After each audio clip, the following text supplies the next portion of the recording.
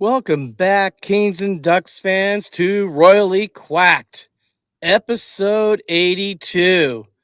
And just like last season, we're going to give you some news for both the Ducks, the Kings, and obviously league news. And we're also going to predict each divisions and who the two finalists will be. And just like last season, we are blessed to have Eric Rodriguez back. Hey. We all competed, and unfortunately, Cody won, which hardly ever happens. Yeah, I But know. we also have one of our top fans, Kevin, with us today. Yes, thank you for having me, guys. Proud to be called a top fan as well. I am, in fact, a top fan of you guys for sure. So we definitely appreciate that.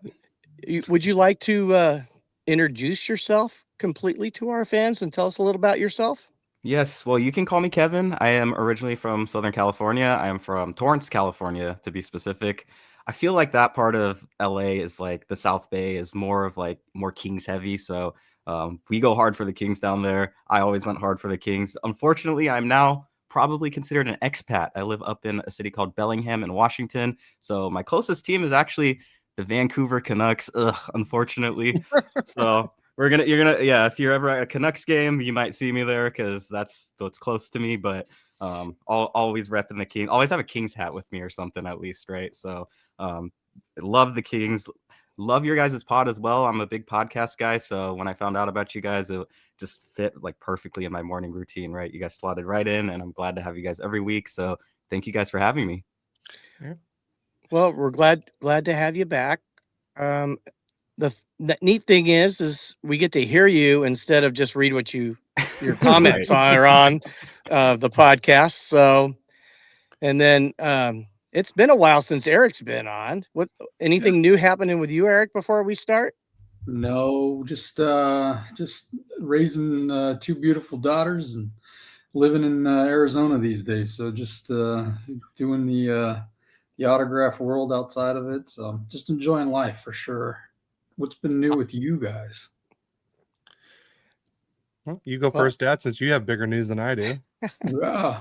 Well, I got promoted again at my job. I am now the supervisor over the whole PM team, which Congrats means I'm on call 24/7. Phone never goes off. I'm not going to listen to it today. But and if you are listening from Neogenomics, that was a lie. And other than that, just I'm enjoying life. And I can't wait for hockey season to get completely started. And I think this is going to be one of the most exciting seasons ever because I think we have so much things that could happen that maybe we won't even think about this year. Somehow I think it's going to be a strange hockey season because it's been in my head the whole time. So anyways. Strange as in outcomes that are unpredictable. Is that what you mean? Well, the thing is we talked about a little bit before we started the podcast. I mean, what would happen? What would it take for, Kevin and my team, the Kings, to get by the first round? Well, I think Edmonton. what it would take is I don't care if Edmonton's there, but if Byfield and Clark become something of at least something even more than they were last year, and the rest of the team plays like they did.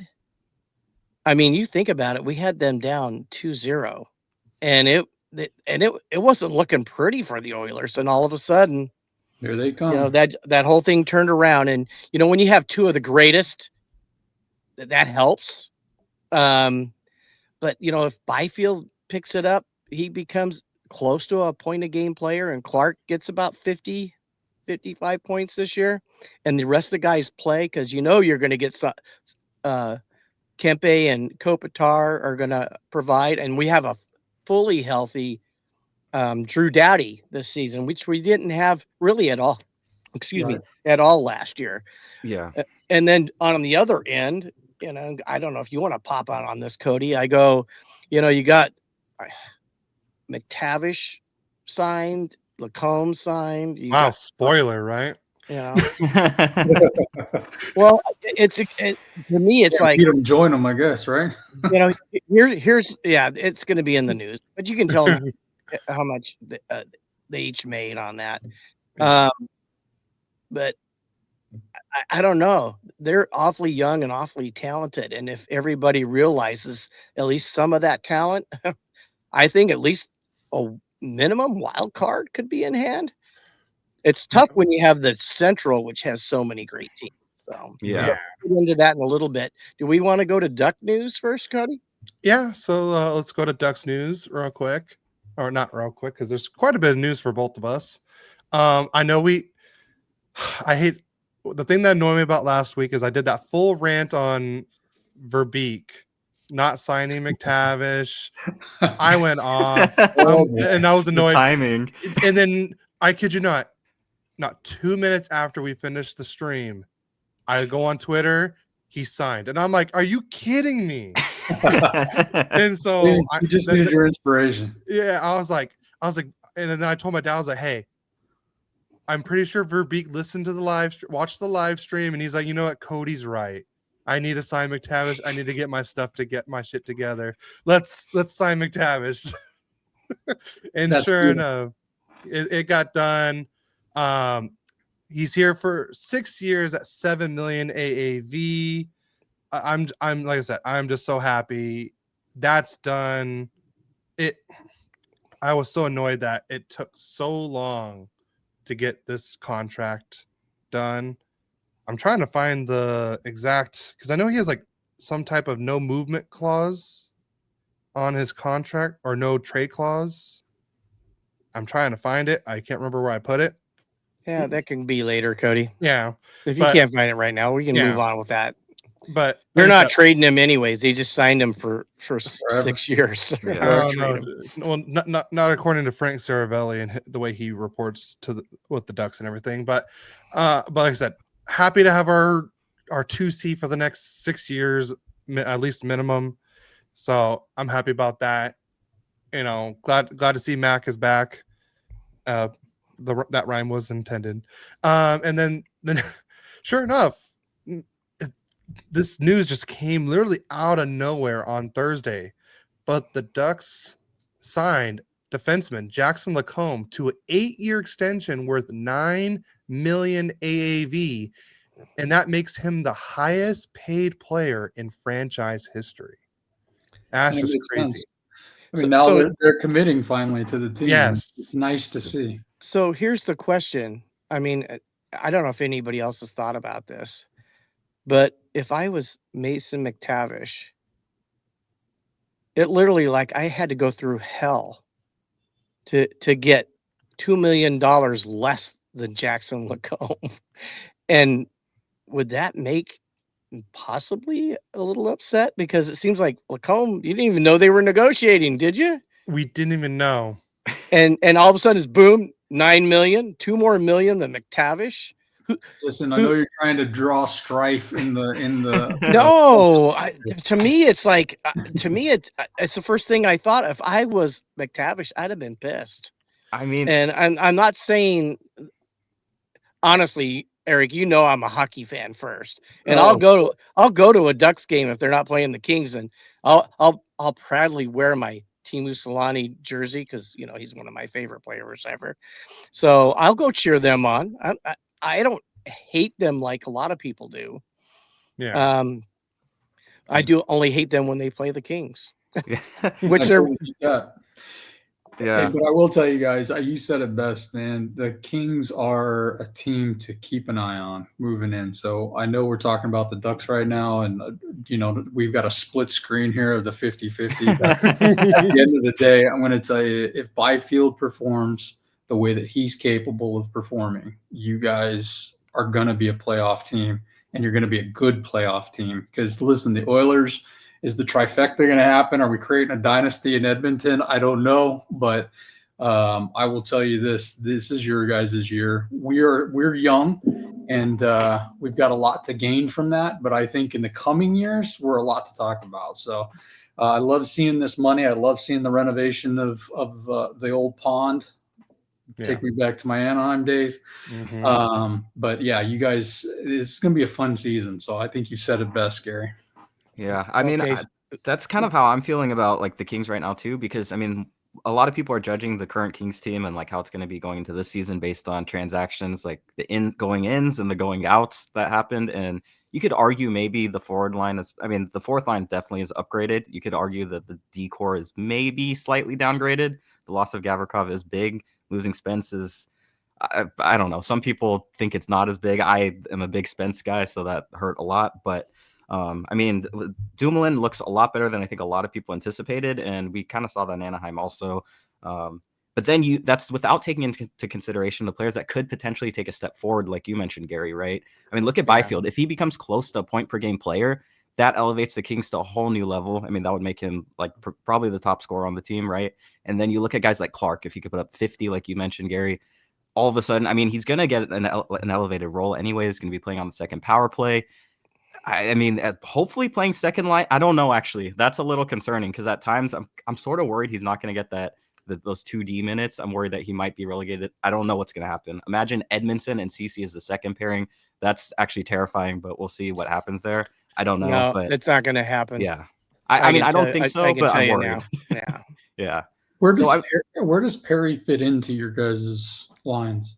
I guess with Armia and Turcotte, right? A lot of Kings talk for Ducks news. Sorry. Yeah, I'll stop. I'll stop there. We'll save it for later. What's in order here? Hey, just a couple quick things before you go back, Cody. I know, I see him. I was waiting for us to. I lost track of the comments on when they posted them, but I'm pretty sure this is Adam's way same meet when I went off on Verbeek last week, and Adam, Mrs. Chaos says, hello, boys. Hi, Andrea. Yes. She was great during the golf tournament. She helped so much with us. And then what my mom said. Yeah, it's happy Cody's birthday, Cody. It's Cody's birthday tomorrow. Oh, it is your happy birthday, buddy. It's tomorrow. It's tomorrow. We're celebrating today after the podcast, going to the Noodle Bar at Saboba Casino with my sister's birthday is actually today. Oh, and my nephew's birthday was just a couple of weeks ago, and his better half, I think October 7th is her birthday. So we got 4 birthdays to celebrate sometime after this podcast. And I know Mom didn't put it in the notes, but that's $1 in the swear jar, Cody, because I heard that word came out of your mouth. But I don't know what you're talking about. Back to Duck News. I don't know what you're talking about. I didn't say that word. But, all right, back to Ducks news. Jansen Harkins has an upper body injury and will be out approximately 8 weeks, which is a tough blow. I like the way he plays. I think he would have been more of the he would have been more of like the 13th forward for the Ducks and everything. I'm not going to say it, but I'm just going to put this on the screen, and you guys can go from there. And Mom said she missed it, so it doesn't count. So I don't owe anything. So, haha. Like I said, I like Jansen Harkins. I like the way he plays and everything. So it sucks to see him injured like that, but hopefully he has a speedy recovery. And then this was Mason McTavish on the Zegras trade. In quote, he said, "That sucked. Brutal. I pretty much spent every day with him. He's happy there, which is good. It's tough seeing your best friend go away." So it's not something you really want to hear, best buddies like this, but we're probably going to get into it a little bit later on too about probably why Zegras got traded.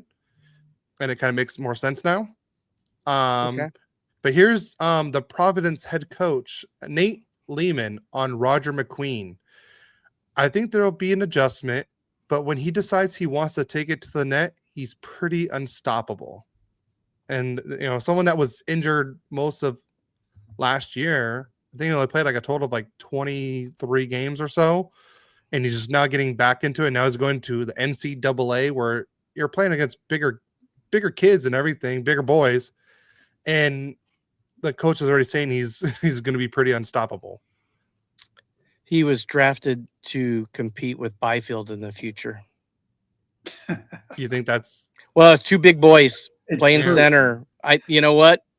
Period. Yeah. Any of You the know, big and he was a steal at 10 oh God, because he yeah. was ranked in the top 5 before he had that injury. Mhm. So they made a steal with him. If he does come and be the player they expect him to be, it's going to be a great draft pick for them. Yeah. And you guys can stop drafting guys like that because we want to beat you every time we play you. Just want to be honest with that. So That's not going to happen. Next up is Greg Wisniewski. If I hope I said that right. I love Greg. I like whenever he's on the sheet with Jeff Merrick. But he did an interview with Trevor Zegras about kind of like what happened in Anaheim, and he came out and pretty much said like, you know, he was having seasonal depression. It was tough for him, especially after the contract talks that went longer than he wanted. Greg Cronin, you know, make it harder for him and everything. And then also like he was doing everything they were asking him to do, and they just wouldn't support him by, you know, playing him out of position, benching him.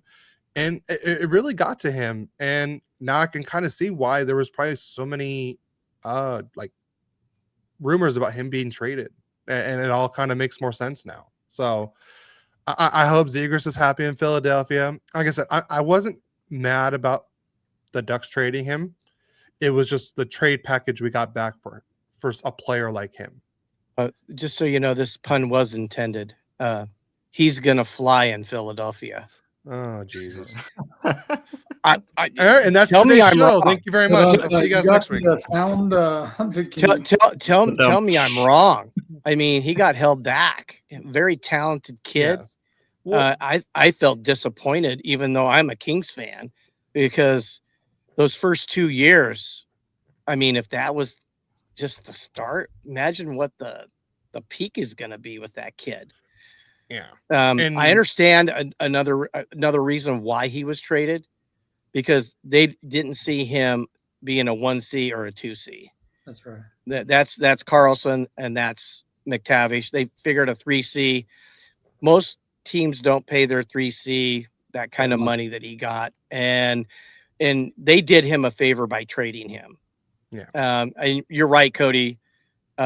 Philadelphia robbed the Ducks for him, but yeah. I think in the long run, the Ducks will be better. Not just because he wouldn't have gotten the role. He's going to become a much better player with the Flyers than ever he could have been with the Ducks with their current lineup and so forth. So yeah, I don't see how he would have. Yeah, I mean, because last year he put up like what 30 points, and I mean Zegras is, I mean, in his first few years was like a 60-point player, right? So I mean, yeah, I just wish they would at least given him one more year, or at least some time with Coach Q, because I think Coach Q really could have turned Zegras into the player he was before, and then maybe getting if we did still end up trading him, still getting a better package, like upping his value, because when we traded Zegras, he was probably at his lowest value.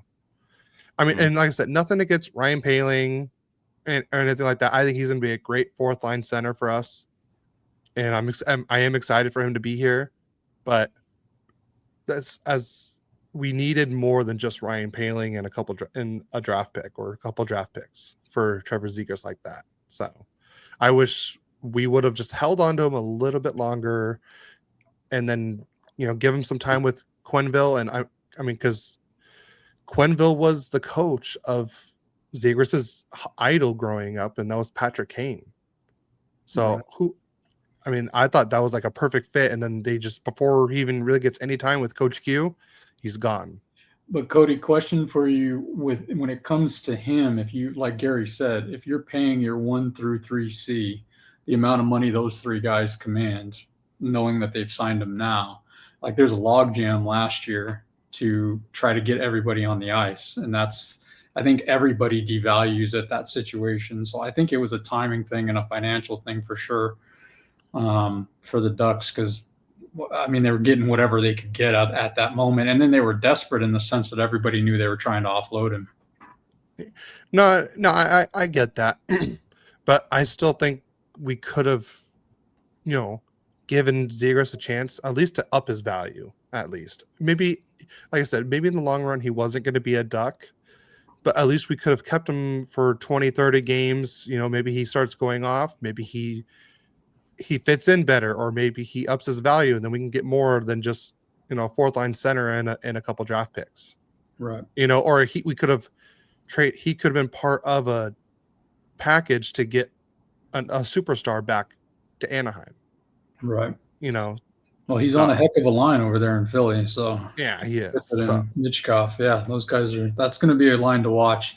I think they're still very young, but that's a line to watch. Yeah. So let's go back to the Ducks and everything. But here are the players who all got assigned back to their junior team. Before you do this is my favorite part of whenever you do this, right? And especially when I see how long this list is and the names that are on here, this is always a nice. So I hope you've studied your Russian and European languages. All right. So most of them are usually Canadians right in here. But Emil Guite is going back to Chicoutimi. Maxim Massey's also going back to Chicoutimi. Alexis Matthews going back to the QMJHL. I want to say it's by Kamau. Ethan Precision is going back to North Bay. Noah Reed is going back to the London Knights. Taryn Smith going back to the Everett Silvertips. Brady Turco going back to the Brandon Wheat Kings. And Daryl Yolankis is going back to the Flint Firebirds. That was impressive. That was so this is what I would have done after that comment, Mr. Rodriguez. I go, why don't you cover all those Russian names for us, Eric? Wow, we'll just share this news. In fact, Kevin, just so you know, I'll do the first part of the guys that got sent down. You're going to do the second part all the way through the Angus. Do you have the notes there? Oh, yes, I got them right here. So I'm going to let you share. I'm not going to hog the spotlight like Cody is a linguistic over there does. Oh no, I'm nervous. No, don't be nervous, man. I'm kidding. You're going to knock it dead. I was more nervous my first time on the podcast than you are now. So, I mean, I was awful. So, all right, fine. Eric, you wanna go? I want to see you say a few of these names. Oh boy, I don't know. I mean, throw one at me. I mean, I can get the Biaka Batuka. See, that's the one I always have the issue with. I can struggle on this list for sure. Definitely struggle on this list. I'll help you out. Don't worry. All right. Am I doing this group that went to San Diego? Yep, you're doing the group that went to San Diego. All right. So Justin Bailey, a right winger, has been assigned to San Diego, along with Jeremy Biaka Batuka, a defenseman. Nicholas Brouillard, another defenseman. Oh boy. Oh boy. Vyacheslav Butayets, thank you.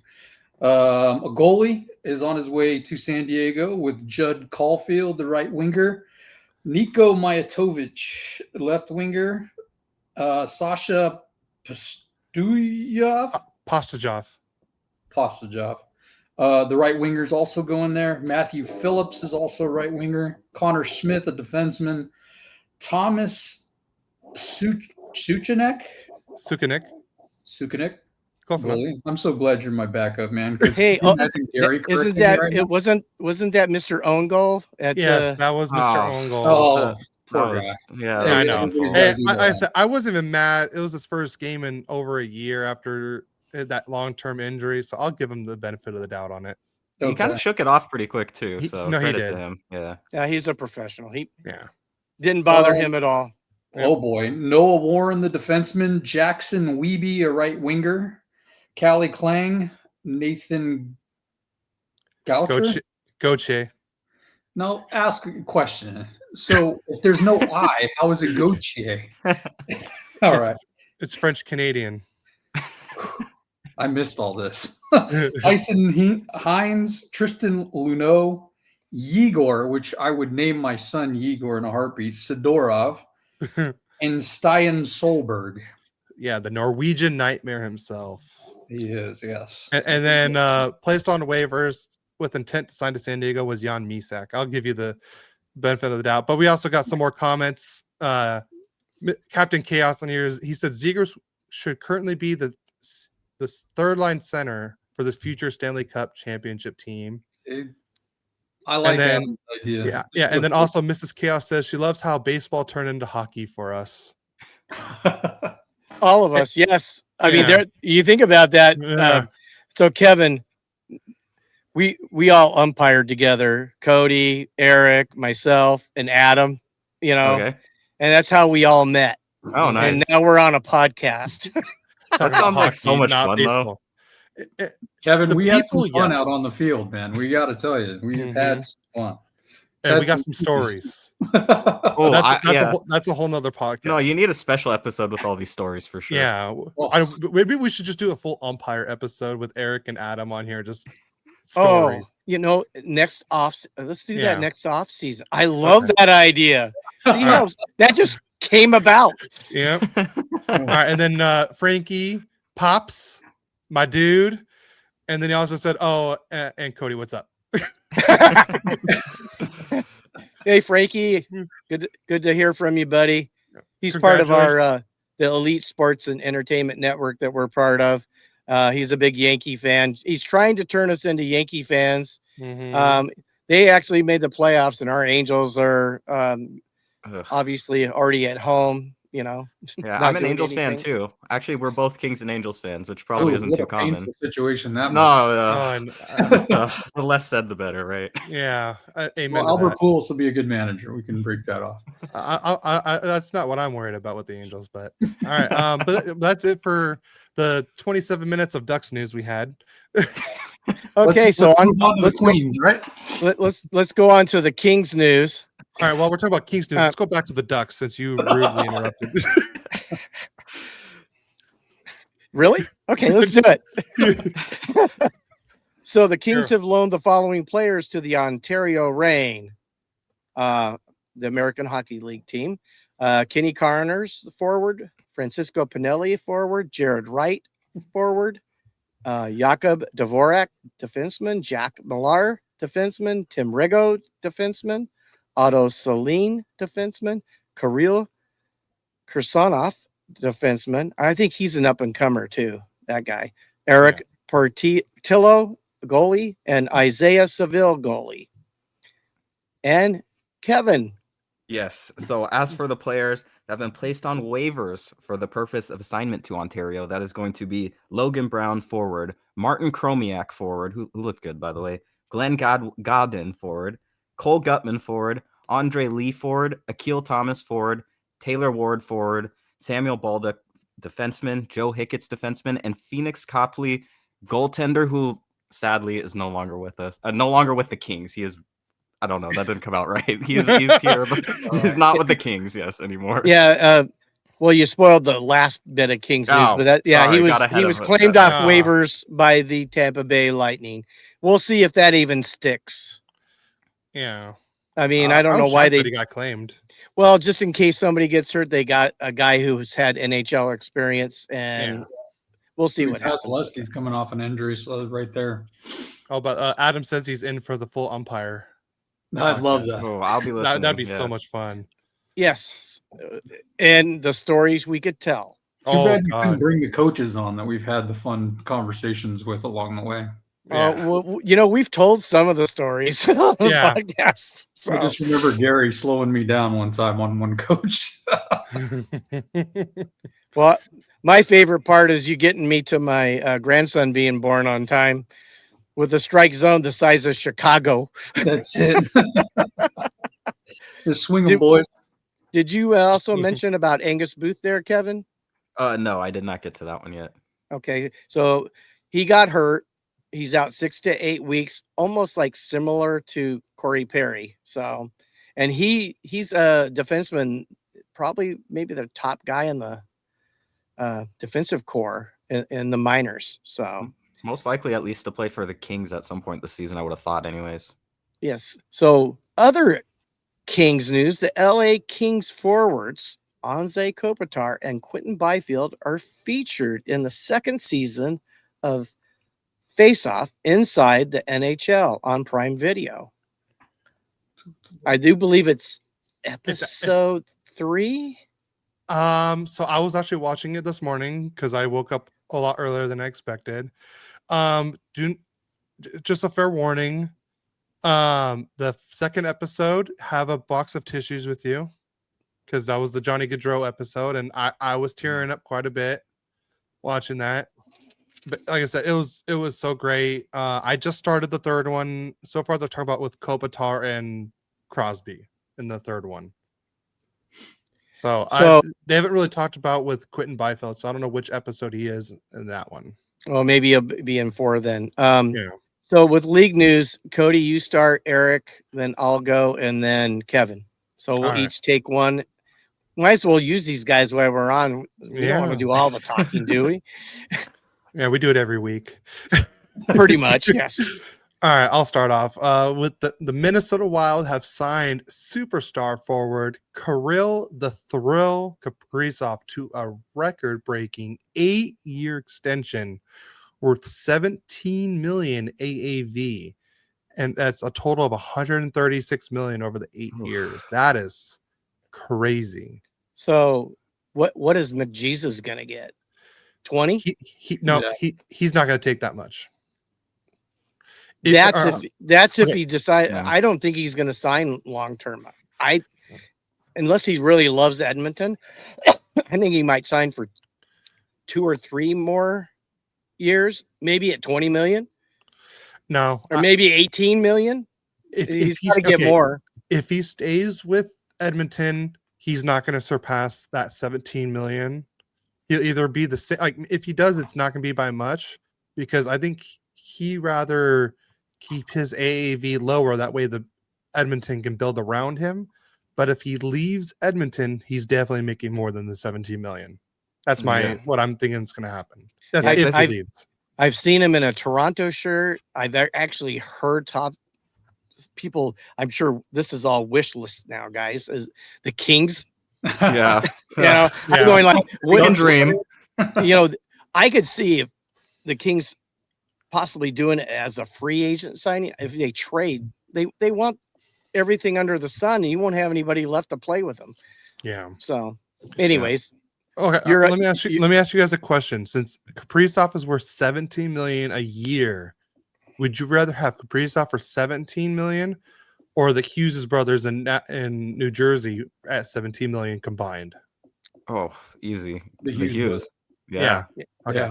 Those guys are great. Because if you think about it, that's exactly how much they're worth. Jack Hughes is at 8 million, and we're going to talk about Luke Hughes' contract in a bit, and it comes up to 17 million, the exact same as Kaprizov. All right, Eric, you're up. Oh, Wild forward Matt Zuccarello is expected to miss a minimum of 7 to 8 weeks with a lower body injury. And that's going to hurt the Wild. Mm-hmm. Yeah, he's a big part of that team. Yeah, he is. Jets defenseman Dylan Sandberg has broken his wrist and is out for the next 6 to 8 weeks per Scott Arnell. A lot of injuries happening. Yeah. A lot of injuries and a lot of signings. You're up, Kevin. The Blackhawks have let teams know in recent days that Lucas Reichel is still available. I'm shocked that he's available, but I think it's just a change of scenery kind of thing. But Nick Robertson remains a name to be on, name to watch on the trade front. So another trade piece possible. I wouldn't mind seeing Nick Robertson in a Ducks uniform to help bring his brother to Anaheim. That'd be interesting. Yeah. Be real interesting. Is there a reason why I have all the lower body injuries? Canucks forward Nils Höglander out 8 to 10 weeks after surgery on a lower body injury. No, I didn't plan the order we did with looking to see what everybody got to say. No, typically I would, because I'd give you guys all those hard names, because I am the worst at it. No, you've done well. I mean, Cody still wants to have an episode with me and others who cannot say, especially the French Canadian hockey names and the Russian names. So, the The NHL plans to host a Super Bowl-style media day event in February at the UBS Arena as a send-off to the 2026 Olympic Games in Milan. The NHL All-Star Weekend will return in some form to the UBS Arena in 2027, where the Long Island venue will host a competitive on-ice all-star style event. Nice. New Jersey Devils have signed RFA defenseman Luke Hughes to 7-year, $9 million contract extension. Yep. And he signed that just before LaCombe signed his extension. So I think that was like all right, what is Luke Hughes getting? All right, LaCombe, you're getting that plus a year. So Yeah, I like that. I might have stole him in the fast. I got him like a whatever 15th, 14th, 15th, 16th, 18th round. It was towards the end because I was gonna like, all right, I'm gonna get Luke Hughes. I'm like, there's no way he's not gonna miss games. I'm like, I'm gonna pick up Luke Hughes, and I'm like, it's gonna be a steal of the draft. And then I was like 2 or 3 picks away, I want to say, and then you took him. I was like, oh. Yeah, we need to talk about how many fantasy draft picks Cody and Gary stole from each other, because I have a feeling there was a handful of them. No, that was the only one that my dad stole from me. Was one, and then Eric, your daughter Stephanie took Rupe Hintz from me. I had him lined up, and I was like, all right, I got this. And then I was like, all right, I'm gonna get him. And then bam, I was like, no. If I went back and looked, I'm sure everybody stole from everybody. I didn't focus on that like last year. It's like every time, 5 straight times, I had a pick and that my kid stole them from me. Right. And I was going like, I'm getting a little tired of this. It was driving me crazy. I guess next year I'm gonna manually input it where I'm always the first pick, like the pick before my dad. Just to annoy him. That'd be awesome. Well, you guys don't realize, we were talking before the draft last week, and he goes, "You're going to get the last pick." So I thought he was just going to design me to have the last pick, which I'd have been fine with, because I've done really well being there. I was in the middle this time. I really did hate having the first pick last year. I hated that. It's a hard spot to have for sure, but I mean, think you did really well at that 8 spot for sure. You got some back-to-backs that really made a lot of sense. So we'll see. I'm the one that had the 8 spot this year. Oh, you had the 8 spot. Yeah, you were the one that was crushing it, man. Yeah. I'll be honest with you, I think right in the middle, you get pretty good close players. Yeah. Each time you draft with that snake draft. I really liked that position. It was great. All right. Well, I think I was you first from now on, since you did it. Hey, the whoever wins has to be in the middle. That should be the new rule. Well, I thought for sure he was going to say, "Oh, we're not going to just do a random draft. We're going to do in the order of finish next year." Well, but so if you win, you're going to draft last. Yeah. It's going to be, last place gets first. If we did that, I'm okay with it. I really, it's all in fun. It keeps me more in tuned into hockey. My only problem is I'm highly competitive. And I gotta tell you, Eric, you were my inspiration last year when you send pictures of 4 Hall of Famers helping you beat us at fantasy hockey. It was a goal to win again, because I really didn't even want to play last year with the podcast and everything. Admit it, it's time consuming. Oh, for sure. If you really want to do a great job and manage your team, it's time consuming. And I was kind of over it, but we did have fun.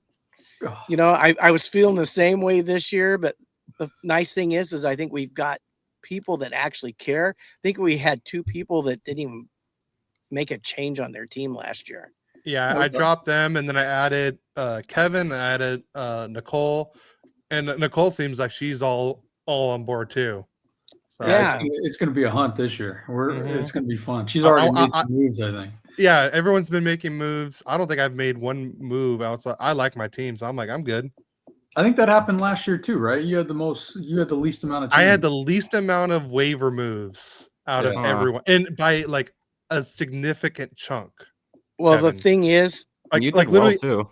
like if yeah, if you really draft well and your players play, that happens. What Yeah. happens is you got guys that you expect to perform and they don't. And I had a lot of that last year. And some of it was like I saw how you managed in the championship. Man, he's making these little moves. I go, he's making sure he gets guys playing every day. So finally, Yeah. I took that and I go, you know, I'll dump these guys and I'll just pick up somebody who's going to play and maybe I'm going to win by a point. And Man, I think you just put our strategy out on the Oh. public airwaves. all right, that's- everyone. you know, all right, you know new what? It's a- strategy. you know, if you have a great team, you don't need to make those changes. Exactly. And I honestly thought if I would have bet on the rosters that we saw in the 8-team league last year, I thought Cody had the best team. And that's in all honesty. And No, I he bet you for if you sure go did. back and look at the stats, I think he led the league in scoring, which I think that's the first time I haven't led the league in scoring. Even though I haven't always won the championship, I've usually like number one in scoring points, the fantasy points. He was number one last year. I thought, man, you know, it just Leon Draisaitl. It's all his fault. Yeah. I think if you have him, Cody, you should dump him and get somebody else because he's going to hurt you. Yeah, Again go ahead this and year. let me know right So, before so you yes, do it. I Yeah. had the most points last year. You did? Yes. So I rest my case. See, I do pay attention. Okay, I'm going to get back onto the news. The Oilers have acquired Connor Ingram. That's an $800,000 retained contract from the Utah Mammoth in exchange for future considerations. He will start the 25-26 seasons with the Condors. So I hope the Mammoth enjoy those hockey pucks. No, future considerations are like a bag of hockey pucks. Yeah. Yeah. Now Eric you're Jo- up, Kevin. Eric Johnson has retired from professional hockey at the age of 37. The 2022 Stanley Cup champion with the Avs was the first overall pick in the 2006 NHL draft by the St. Louis Blues. All right. You guys want to hear the acquisitions from last year's fantasy? Yeah. All right. Justin had the most with 172 moves.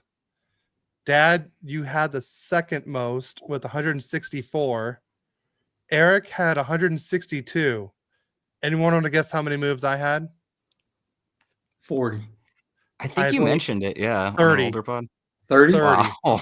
Yeah. You definitely had the strong And I barely lost to Eric in the semifinal with only much- 30 moves. How many points was the difference? Was it really a half a point? Let's see. Can I look at that? Let's see, scoreboard. It was Here we wild. go.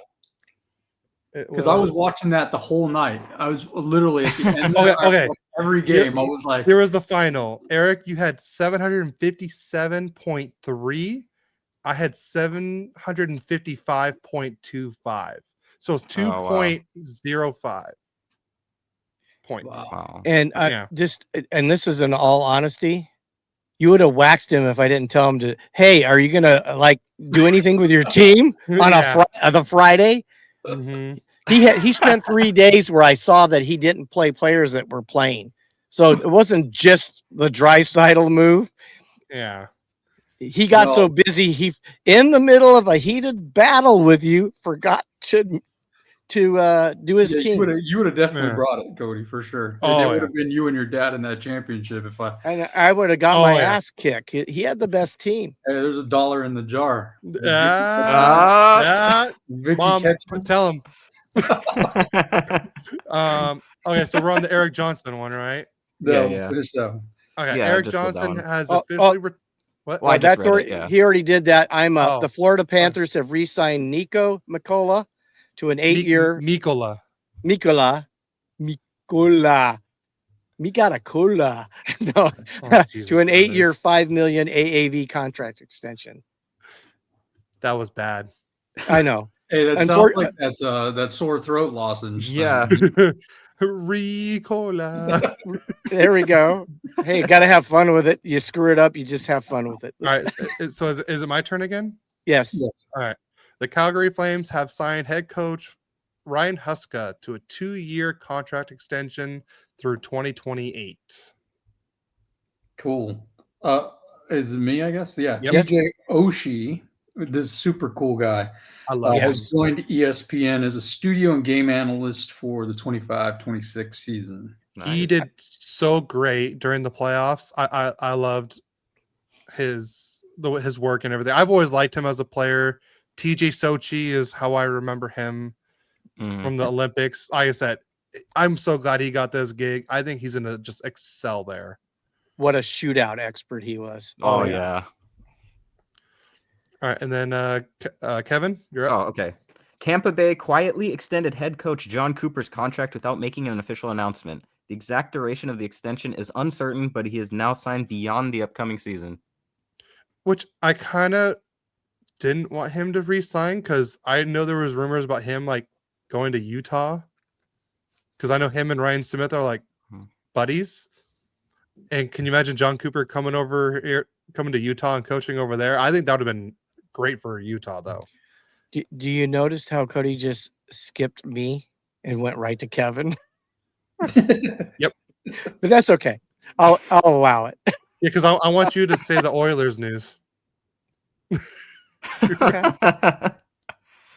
Oh, okay. The Oilers have signed head coach Chris Knobloch to a 3-year contract extension through the 28-29 season. Yeah, I mean, he got the better of last season. Yeah. All right, and then the last RFA is officially signed. Nashville have signed RFA forward Luke Evangelista to a 2-year deal worth $3 million AAV.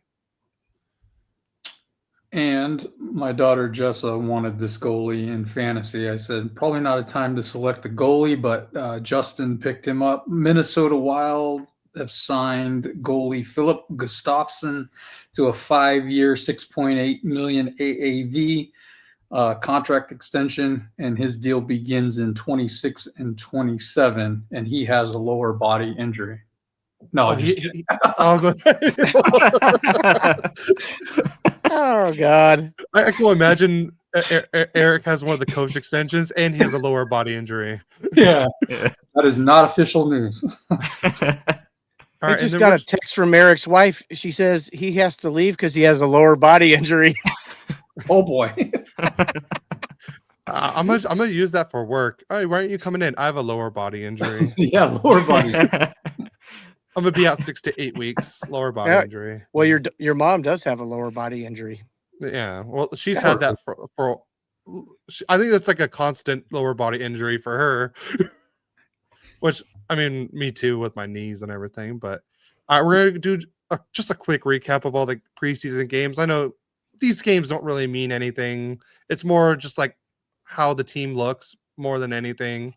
But the Ducks last week played the Kings, and that was in Bakersfield, and the Ducks won this game 5-3. And then in preseason game number 5, I was at this game. Ducks versus Sharks. Darks? And the Darks? The Darks.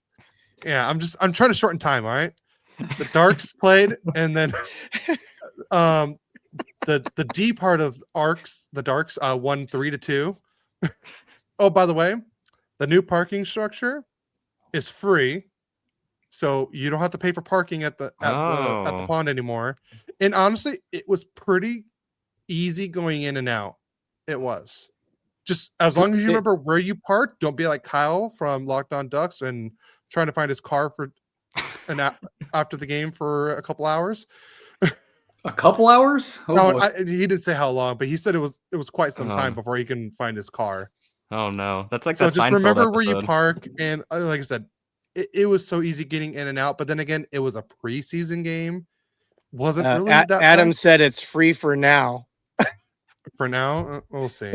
Yeah, I could believe that though. Free for now, but until we got. But yeah, it was pretty easy getting in and out. But like I said, that was at a preseason game. I'll find out more on the home opener game. I'll give a little update on that and how it won't be free when we sign McDavid next year. Yeah, that's true. That's true.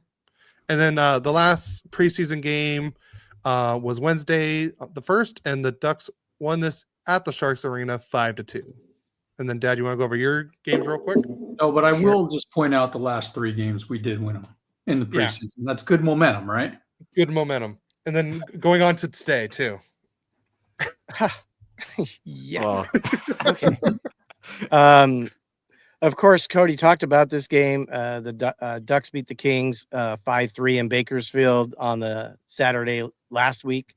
Then on Tuesday, they were at the Mammoth. I think that was in Idaho. yeah. And the Kings won that game 3-2. What'd you call me? Mammoth? It does fit.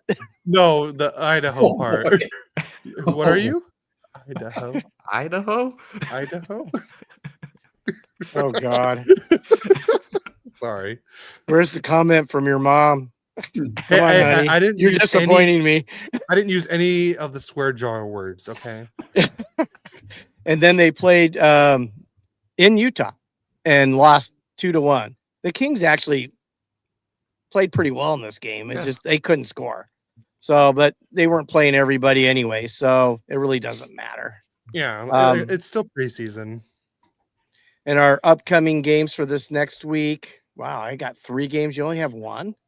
Oh yeah, because you guys are also part of the opening night, and you have a back-to-back. And you guys play 2 games before the Ducks even play 1. Just like You last guys year. might be Wow. 0-2 before we become 1-0. Yeah. And then we'll be 0-3 after. So Things are looking up. You want to go over your game, Cody? Yeah, so the Ducks will play on October 9th, and I believe that is this Thursday, and the Ducks will be in Seattle going against the Kraken, and I'm going to say a 4-2 win for Anaheim. Okay. You like 4-2 there? I like 4-2. Okay. What do you got? What do I got 3 of probably higher ranked playoff teams in a row. Oh, yeah. Wow. Only 1 game at home. But you know what? I'm going to go bold. You either go bold or go home. I'm going to say in game 1 against the Avalanche on opening night of hockey that the Kings beat the Avalanche 4-3. Then they have to fly to Vegas and play the next night against the Knights. And you know what? I think Marner is going to disrupt their flow, and the Kings are going to beat them 4-2. And then they're at Winnipeg 3 days later, and the Jets they're going to beat the Kings 3-2. That's my predictions. So you have the Kings winning 4-3 against Avalanche. Right. Kings winning 4-2 against the Knights. Yep. And then a 3-2 to the Jets. Yeah, and you had a 4-2 for the against the Kraken? Yeah, I already wrote it on the notes. So Okay. So all right. you Do you put guys it have in any there. predictions for those games too, Eric, for the Ducks? You know, I think the Ducks, I was thinking more like a 3-1 game there. I just don't know if the Kraken are going to score much. Where's the Wall at? Is he going to be ready for opening night? I haven't heard. He's playing tonight, from what I've heard. So he'll be back. So yeah, He'll I'm be thinking back. like a 3-1 type game there. I don't hate as far it. as the Queens go, I don't know, man. Up against the Avalanche. I think the Avalanche might put up maybe they shut them out that first game. So you think Mackenzie Blackwood's going to get a shutout? Yeah, why not, right? 3-0. That would be altering to the Queens for the first game. And then the Knights, I think the Kings will beat the Knights, to be honest with you. And then Winnipeg's tough. So I think they go 1-2 those first 3 games. I think we're 1-0 at the end of the week. But we'll see what the following after this schedule starts to get a little rougher, right? Yeah. Yeah. What about you, Kevin? What do you got for the Kings? Well, the Kings have like a really rough start to the season, right? So within the first 8 games, they're playing 7 of those are playoff teams. So that from last year. So that really sucks. But I'll be a bit of a homer here. They're going to beat the Avalanche. I don't know if I really believe that, but we'll say it's going to be 3-2. Kings in that last game against the Mammoth, they really couldn't put the biscuit in the basket, as they say. So maybe a little rust coming in. The biscuit in the basket. I love it. Got to make shirts on that one. Yeah. So, I mean, I guess, I don't know. Well, yeah, they looked a little rusty there, but I'll back them. Against the Knights, we'll back them again. Let's go. I like 4-2 on that one. We'll take the Kings 4-2 against the Golden Knights, and then against the Jets. I mean, the Jets are going to be tough to play in the regular season, right? So let's go 3-1. The Jets are going to win that game. Okay. I think we got a future podcaster on our episode this time, Cody. For sure. Yeah, he's your replacement. Oh, there we go.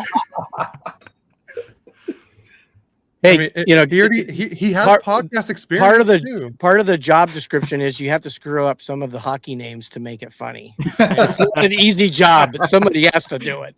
Just gonna say that. That's true. Oh, I can make rolling back biscuit shirts. Adam, make them. That's great. All right, so let's move on to our division rankings. Oh boy, I know. Last year we were awful, right? I mean, how many did we actually hit? There was only a couple, right? So how are we doing that? Okay, how are we doing? Are we going to do a point system, Cody? We could do a point system. Did you work out a point system? Because you talked about it. I think you and I discussed, like, I think we get a point for everyone we get right. And of the regular standings, a point for everybody that's right. Yeah, and then you get 3 points if you get a team right in the final. Okay. So 1 point and 3 points. Got it. All right. And whoever loses has to stand on a corner with a big sign on their thing in a costume, right? And wait, did you say a sign on their thing? What is that? On their neck. What does that mean? On their neck. Goodness gracious, big sign that says I'm terrible at predicting hockey games. And you got to stand in front of the Staples Center or the pond. The pond. Oh, what about you? Well, I'll go to the defunct Mullet Center or wherever. I will stand in front of Gila River, whatever it is. And Kevin will go to Vancouver. Yeah, I'll be up in Vancouver. That would be awesome. Adam will donate the sign no matter the size. Oh my God. Oh man. I gotta tell you guys, I'm having fun today. Thank you. This is so much fun. All right. Oh boy. All right. What division do we want to start with? Oh, how about one of the hard ones? Because me and you, Cody, were talking. And we said Atlantic and was it Central? Metro? Oh, Central. No, yeah, that makes sense. Yeah, the Central is when he said it was hard. Yeah. So, all right, let's start with Atlantic first, then. All right. So we'll go from 8 to 1. Oh boy, you guys are all. I'm the only one that's off. Yeah, I don't know why you have that team last. I got to tell you, that team right there is another one of those teams. If they put it all together, oh my God! You really think they're that good? I didn't know that. Well, you already got Lane Hudson, didn't they? Noah Dobson. No, Dobson. I mean, they got two great defensemen. I mean, you got Calder Trophy winner next year too, maybe. Ivan Demidov. Yeah. They probably have one of the best power play unit, like number one power play units. Yeah, I just think if they put it together, that's the funny thing about this whole thing. Who would have predicted Boston being as bad as they were? Right. I mean, I was the closest. Yeah, you were the closest. You guys all had them up at the top. I had them, what, 4th or 5th? And they were awful. I mean, you just never know what's going to happen. So Eric's got Montreal. 4th last year. Yeah, okay. Me and Eric had him 3rd. So it's not like we were too far off. Yeah, but you guys talked about it. I told you guys, I don't think they're going to be as good as they were. I did say that. I didn't know they'd be that bad, though. Oh, yeah. That was awful. All right, so Central, I'll go. No, I thought we were doing Atlantic. Oh, sorry, Atlantic. Sorry. All right, let's all do our team who's going to be in last. I'll go first. I have the Sabres in 8th. They didn't get really that much better. They got rid of one of their top forwards, but I mean, they did get good pieces back in that trade, but I still don't think it was enough. So, and this, especially with this division, it's too tough, and I don't think they're. So Cody has in 8th place the Buffalo Sabres. Yep. Which Anybody? makes sense on paper, right? Because they're strictly internal development over there, so they're trying to hope that Rasmussen and Benson and all those guys can come together. So that team there is definitely understandable. I just think they get a little bit better, so I've got them a little bit higher. And you have what, Montreal 8th, right? Yeah, I've got Montreal. I don't know crazy. why. I mean, I see what you mean. Like their first line is good, but like Caulfield last year, he didn't stand out to me. I mean, Suzuki was hit or miss. So I don't know. I just have them kind of degressing, right? Is that the word? Okay. Degressing, going the wrong direction there. Now we got Kevin's up. Okay, I'm up. Well, I have the Bruins in 8th, but to be honest, I could see the Sabres or Bruins being there. I mean, the Bruins, I guess we didn't expect them to. I mean, like you guys mentioned, right? We did not expect what happened to them. They had those issues with like Swayman's contract. It was like a huge public thing, I feel like. A coach fired last year. They actually brought in a new coach with Marco Sturm, who me and Gary should be kind of familiar with this time in Ontario, right? I mean, actually, I think very highly of this guy. I think it's going to be another year of regression for them, but maybe with an eye on the future. I mean, they got rid of their captain last year too, Marchand. So I guess we'll see. But I think it'll be a year of regression with maybe an eye towards the future eventually, because I do trust Marco Sturm to do something eventually. I think Boston. It's Geekies that's the question mark there, right? He had a decent season last year, but Eric, real quick, you said Suzuki didn't do much last year. I thought he was streaky. His stats are good, but I thought it was. He was 14th in points last year. Yeah, 14th in the whole league. In the whole league, yeah. In the whole league. But if he's the only one doing anything, what does it matter? Yeah. I guess they're gonna have to count on Laine coming back too, right? I mean, he'll be back for this year. Laine will just be a power play merchant, and that's it. Yeah, but when he was playing well on the power play. Yeah. Well, true. Yeah. He's not a 5-on-5 guy. They just need help. Like they gotta get it together. They got to be more back. So yeah. Well, we're off topic. We're talking about a team we haven't even talked about yet. So I got my 8th pick. It was the Buffalo Sabres. Okay. I just think they're cursed. Yeah. They're sort of like Boston was before they won the World Series in Chicago. I mean, it took them like 100 years to win something. Buffalo's the home of the Bills too, right? So yeah. Oh no. Sorry. So we'll snake it just like we did the fantasy draft. I'll pick my 7th place team and then Kevin and then Eric and then Cody and then we'll just snake it back. How's that work? Yeah. So you're not always going first. I have Boston. Oh, wait a second. We're Atlantic. Yeah, I have Boston coming in 7th. Yeah. Well, I've got Buffalo coming in 7th. I mean, to me, Boston Buffalo could be flipped around. Sabres have the longest playoff drought. They got rid of. I mean, I guess they got Michael Kesselring and Josh Doan, but they got rid of JJ Paterka in that deal. Don't know how that's going to possibly help them. I guess they did pick up Alex Lyon, which is arguably the best free agent goaltender available this year. But is that enough to move the needle? I don't think so. So yeah, 7th or 8th would work for them. Yeah. I think any of these 6, 7, or 8 are kind of interchangeable. I mean, I've got Boston there. Could have been Buffalo, but I think Boston's on the wrong track. And like I said, I think Geeky's the guy that is going to kind of stand out. If he has a good year like he did last year, then they're going to be a good team.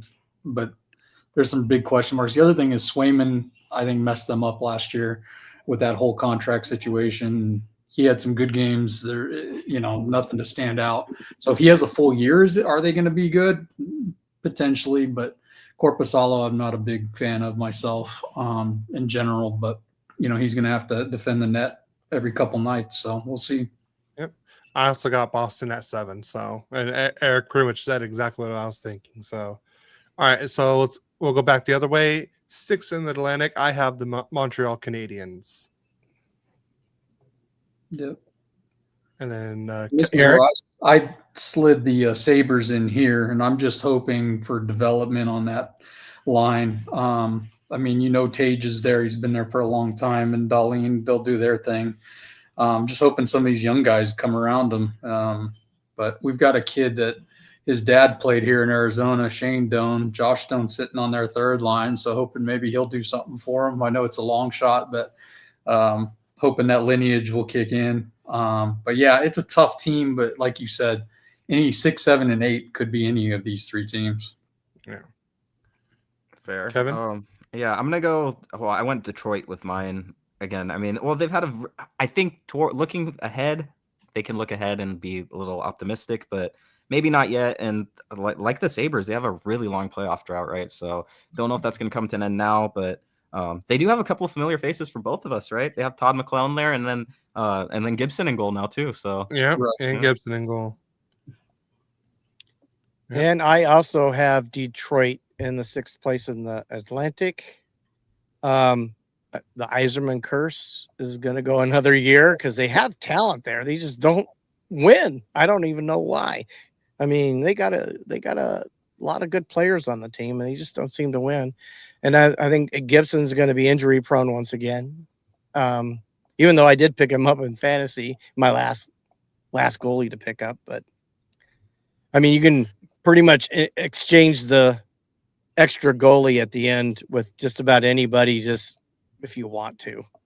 But and then I'm going first. We're 5th in the Atlantic, and I've got the Ottawa Senators. Okay. nice. Kevin?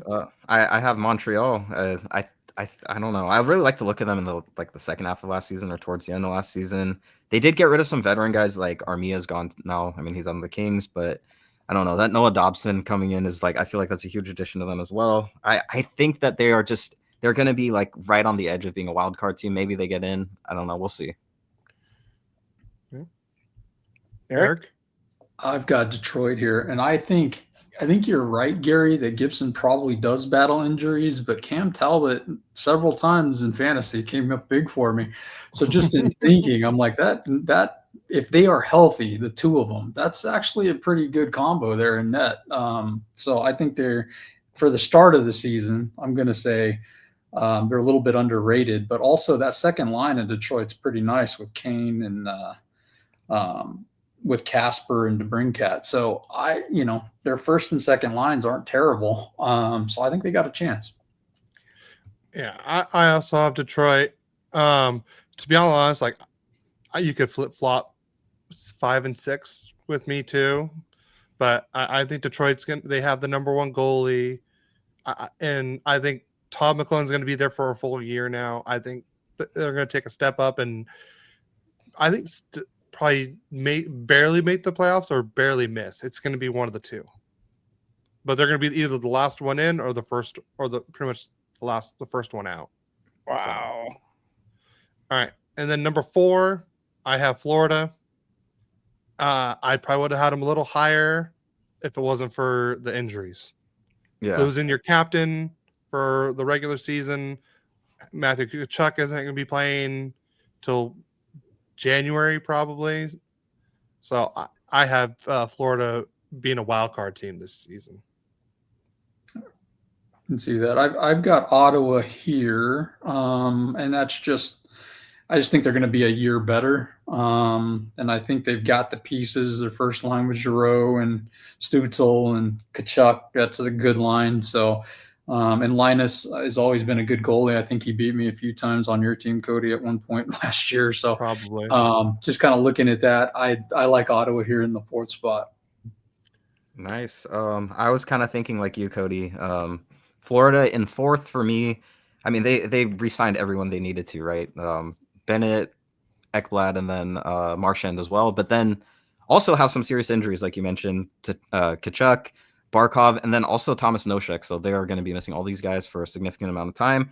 That sucks for them. But last year, I think for them, it's about just getting in the playoffs, right? If they get there, then we'll see what happens, right? And that's kind of what happened last year, too. I don't think did they not have home ice advantage for the entire playoffs? Yeah, they didn't have any home ice advantage at all. Right, which would have been the first time since the 2012 Kings, right? So I think for them, as long as they get in, they'll be okay. Maybe Tkachuk, Barkov, all these guys magically come back in time. Hopefully, I don't know what the deal with Barkov is. It sounds like he's going to be out maybe the whole year, but hopefully for them, he's out. He's out the whole year. Yeah, so hopefully he had They're saying but he could be back by the playoffs. Yeah, that's maybe. I've heard that. Yeah, that's possible. So I don't know. We'll see what happens there. But yeah, I That think they'll team's just got a lot of guys that have done very well over the last few years. So I think This is somebody true. will stand up. If it's Lindell or one of those guys will stand up. Yeah. that's a good point. Yeah. So I mean, once they get in, they'll be fine, right? Yeah. Oh yeah.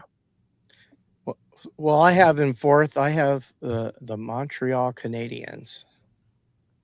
I have a feeling they're going to be a lot better than they were last year, and they were a playoff team. But I can tell you, I had Ottawa fifth, Detroit sixth. I think any of those could be anywhere in this area, and maybe even up to third, depending on how well Florida plays. But Florida's got all that veteran talent on there. I know they'll miss Barkov and Kachuk, but I think, I don't know. I still think Florida will come in third. So that's my number 3 team. Okay. Kevin? Number 3, I have Ottawa. So they should not regress, I don't think, this year. I don't know. Getting Spence is going to be exciting to their decor. I know that's like a very King-centric take, but like I think that'll be helpful for them. I mean, at the deadline last time they got Cousins and Zetterlund, Zetterlund struggled, but I think, I don't know, they did extend him right this summer, so I feel like they do believe in him. Yeah, so Ottawa is going to take another step forward. I see them finishing in third. Eric? I've got Toronto here, so I'm still loyalist to the old Florida teams here. So I've got them above them, but Toronto's gotten much better, and I just don't know what they do when Stellaires isn't in net. So, I mean, their backup, I have no idea even who he is. So Joseph Wool. Oh yeah, it wasn't Hildeby, or is he the guy that's in there? He's like their third. Hildeby is their third. Yeah, so I just think that's a big gap for them, but they're going to score for sure. That first line too is really good. So I just think they're not as good as a seasoned Florida team or a even seasoned Tampa team. Yeah, I agree. I also have Toronto third as well. So, and then I think I'm the one that has them this high, but I got the Senators in the 2 spot. Wow, I noticed that. I think that's a possibility. It is. But they seem to be a team that's always cursed somehow, some way anyways. That's why I had them so much lower. Yeah, I had them there just because, especially after watching the NHL face-off because the first episode was just about the Kachuk brothers. And it was more about Brady because Brady played a lot more, but I was definitely more motivated, and I'm glad I think he's hungry. He had the taste of the 4 nations. He's going to be on the Olympic roster. I think he has that will to take the Senators higher this year. So okay, you're up again, Eric. I've got Tampa coming back. I mean, Vasilevsky with a whole year might be a nice addition for them. I mean, Kucherov. Where did Kucherov end in the points? Do you have that sitting there? I think Kucherov, Braden Point. The guy that I'm wondering he was about, number 1 with 121 points. Yeah, right. He won the scoring title. So right. So I think he'll replicate that and maybe not win it, but he'll definitely be up there. So the question I have is obviously like JJ Moser, guys like that are kind of guys that need to break out. So we'll see. But I've got them seasoned at number 2. Okay. Nice. And then that leaves Toronto at number 2 for me. Austin Matthews back to full health. I mean, we'll see him scoring 1 billion goals this year. It'll be interesting to see what happens with Marner. Oh, well, the situation with Marner, right? So that's a huge hole for them to fill. But I don't know. Maybe Maselli can pick up some of that playmaking, find what he was maybe earlier in his career. He got traded directly for Nicholas Waugh, right? So that will add some depth for them. I think he's going to play the 3C maybe for them. And then Dakota Joshua also came in. So there were no huge free agents available for them to directly replace Marner. But maybe with some of these depth moves, Austin Matthews being back to full health, they can be up, around that level again. So we'll put them second. I too agree that Toronto in second place in the Atlantic. Sometimes less is more. And I think maybe the distraction that Marner had not signing last year might have hurt them even in the playoffs because they took Florida 7 games. So, I have Toronto coming in second, and then I get to be the first one to pick a first place team, and I got Tampa Bay winning the Atlantic. I think they're going to be tough. That's just one team that never seems to – they always seem to get something enough to be close. And with Florida hurt and injured, I think Tampa Bay might be the team to take it. That's what I think is going to happen. I agree. I have Tampa Bay also in first. They're running it back. They've got the same defense core. They've got basically the same top 9 forwards pretty much this year too. So I don't see why they can't be a Stanley Cup contender. I mean, they've done it more than once in recent years, right? And then also, I mean, when you have a guy like Vasilevsky, I mean, he's going to steal a game for you every once in a while, right? So Exactly. I don't see why they can't win the division, why they can't be a Stanley Cup contender either. Well, they're very strong down the middle. They've got a guy who can score. They got a defenseman, Hedman, and they also got probably top 3 goalie in Vasilevsky. So why not? Eric, who do you have number 1? Well, I got to hang with the guys down in South Florida, so I'm going to stick with the Florida Panthers as winning this division. And that's just geared upon that's a team that's played together for a while. They get it. Yes, losing Barkov sucks, but at the end of the day, they do have some young talent that can step up. So like we were talking Lundell, but they added Marchand. So their second line is maybe not a top line, but it's going to get stuff done. And then their first line is really competitive with Reinhart and Verhaeghe and Bennett. So those guys, I think Florida comes back and does what they do. Their coach has been there forever. So, I mean, I think it's hard to beat a team that's got history behind it. All right. I also have Tampa Bay as well. Pretty much the exact same reasons as Kevin and my dad. They're running it back with mostly the same squad. So they didn't really lose much. I think they just lost 1 defenseman, but I still think that's not enough to. I think they have enough players there to keep them at the top. So I'm gonna stay with Lightning at number 1. Okay. All right, So Dad, why don't you start with the Metro? Okay, so the Metro, even though they picked up the Michigan kid, if you get what I mean, I have the Flyers coming in 8th. Okay. I think Sid the kid, even though he's not a kid anymore, is gonna play well enough to elevate them over the Flyers. So I have Philly coming in 8th. Yeah, I mean, well, Crosby has had 3 straight 90-point seasons, right? So that's, I mean, hard to bet against him. Although I put them in 8th. a lot of I don't know, a lot of uncertainty there too, right? With the owners, I know FSG is their owners, and they own my favorite soccer team, so I'm sort of like invested in this whole situation with them right now. And I don't know, it sounds like they might get sold throughout in the middle of the year. I feel like they might be in the McKenna sweepstakes come the end of the season. Definitely will be if I'm right that they're finishing 8th. And I kind of think that's where they're going to be. There's new coaching staff there as well. So, yeah, not really going to be their year, right? Yep. Eric? I agree with Gary. I always looked at Philadelphia and said, wow, they've got this Tippett Zegras line, or, that makes sense to me. But when you start to look in net, Ursan was not he's average, and he's their starting guy. So I'm kind of thinking this group's gonna need some more years on it. So that's why I've got them at 8.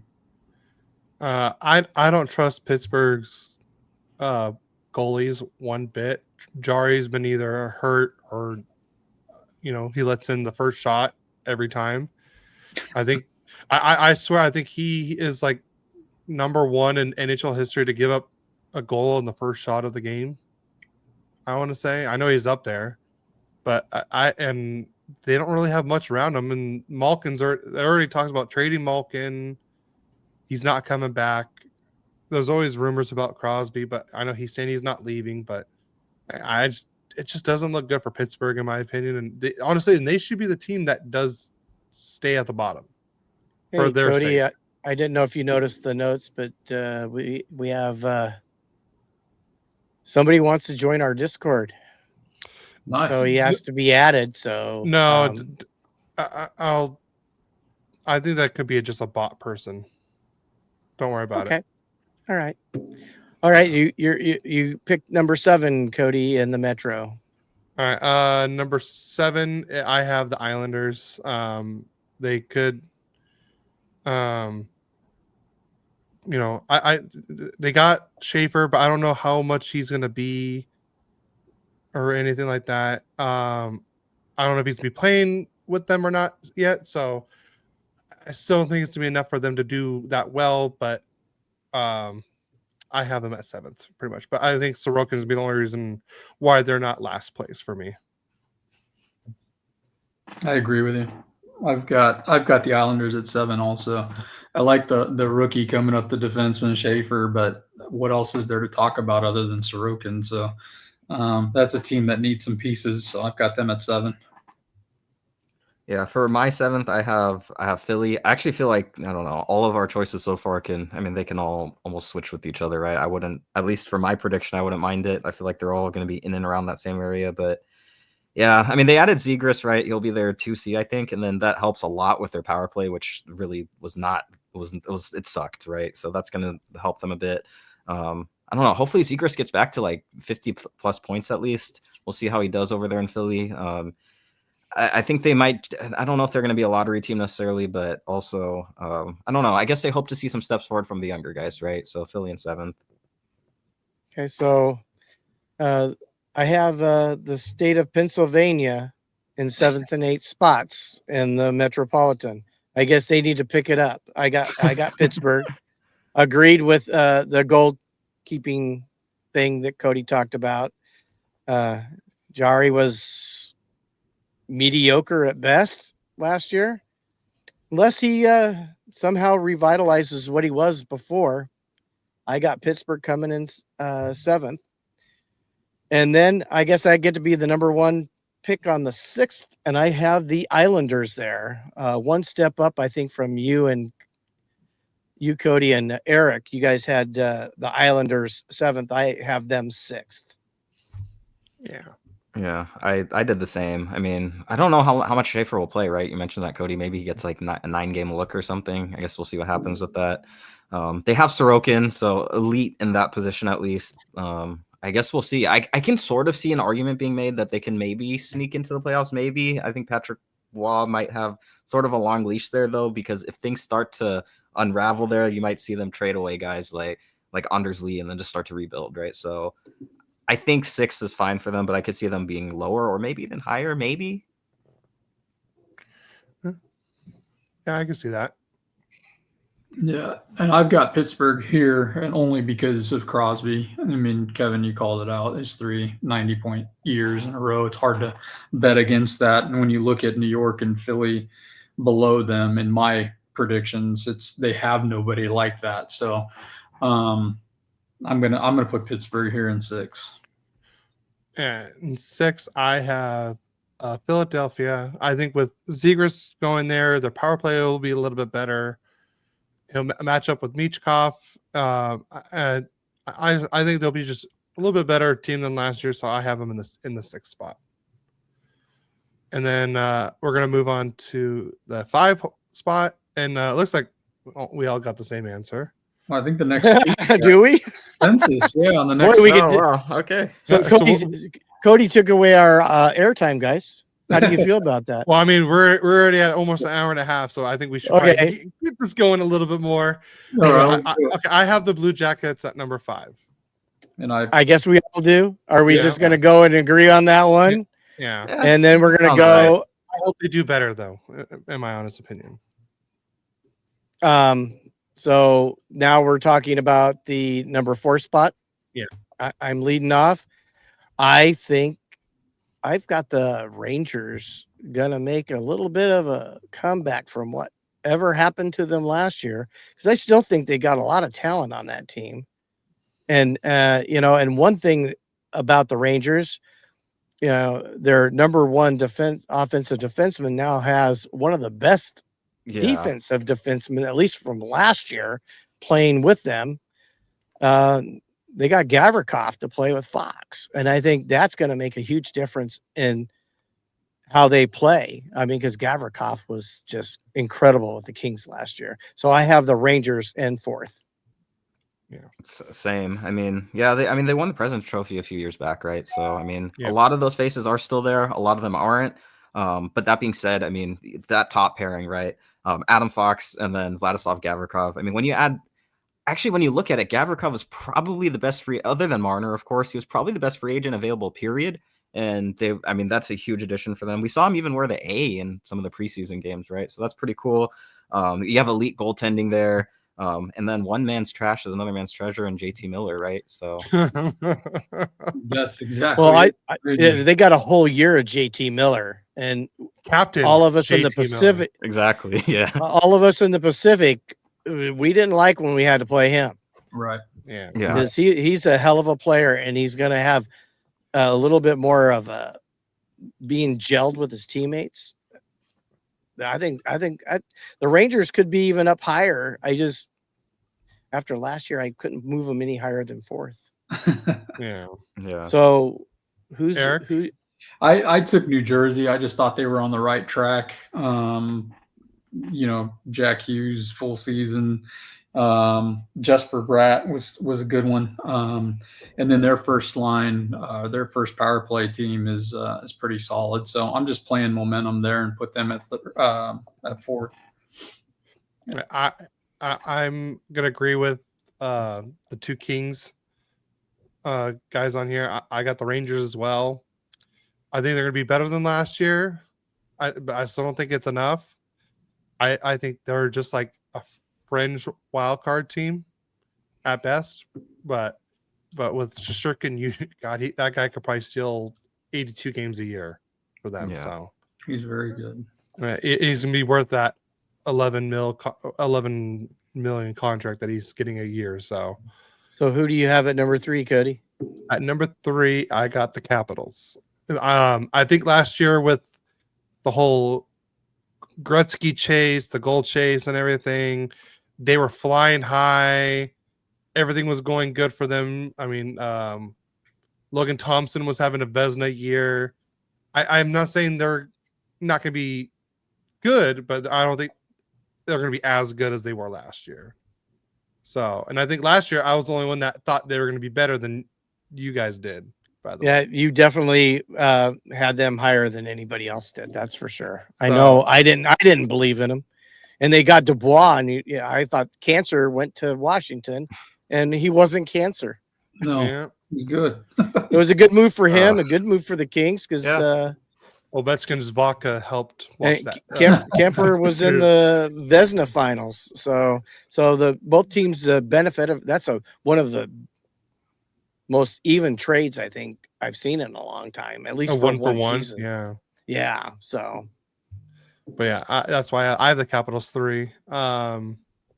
Eric, I took the Rangers here, along with what you guys were talking about. Shesterkin and JT being there I think they get a little bit better this year. I don't think they win the division, but I think they definitely will be top 3. Nice. I have the Capitals also like you, Cody. Kind of for the same reasons as you, right? Maybe they overachieved in certain areas last year, and this is maybe where they, at least in my mind, they more naturally sit. And they probably are going to lean a little more into the youth, right? I mean, guys like Ryan Leonard are coming up, so I feel like maybe that's what's going to start to happen over there. So maybe a slight regression or just maybe a little drop in their points total, but I see them in 3rd. Yeah. Dad? So I've got the New Jersey Devils there. And, Jack's had surgery. He's going to be healthy possibly this year. They just gave Luke Hughes a huge contract, and I think he's going to try to play to that. And, I mean, they've got an awesome team there. They could be dangerous. I think they could even be a Stanley Cup finalist if everything goes perfect for them. So I've got the New Jersey Devils, number 3 in the Metro. Now, speaking of that, I mean, I actually could have put them number 2, but I thought Washington had a better year last year, and maybe they're even going to get a little bit better because they won it last year. I think they won the division. They Yeah. didn't. They won the East. So Washington was number 1 in the East. Right, but they weren't number 1 to go to the finals. That was Florida. Well, obviously. But I have Washington at number 2. Nice. I went with New Jersey at number 2. I mean, the reasons you mentioned, I mean, they're kind of, they could be a sneaky like contender even, right? And I guess a lot of that hinges on Jack Hughes' health. I mean, he's had a couple of really serious injuries in the past couple of years, right? But they've had a lot of depth scoring. I mean, Connor Brown comes in, and then last year might have been at the deadline when they added Cody Glass too, and that'll help too. So I could see the Devils being really sneaky good. I definitely agree with your take, Gary. Well, not to mention he sure had a great year last year, and I thought he took a big step up. And if he does it again this year, it could propel them. So I agree. So, how about you, Eric? I just stick with the veterans, the guys that have been there before, having success this year. So I can't bet against Ovechkin and his leadership. So I've got him, Washington, in the number 2 spot here. And I have New Jersey's in the number 2 spot. So exact same thing as like Kevin was saying. I think Jack Hughes is going to have a full healthy season. He's going to be the first Devil to reach 100 points in a season. And I thought we were doing the 3 spot. No, we already did the 3 spot. Did everybody do the 3 spot? Yeah. Okay. We were on number 2. Oh, that's right. I did Washington, right? I was the first one to say Washington. Okay. You get to do number 1, Cody. Yep. And number 1, and like I said, I'll spoil it for everyone. We all have the same thing again. So I have the Hurricanes as the number 1. Just getting Ehlers, getting Keandre Miller, and I think Ehlers, that was like the perfect fit for him. And Carolina finally gets that big time scorer that they've been needing. So I have Carolina winning the Metro. So we're going to move on to the Central. Nothing to argue there, no. Yeah.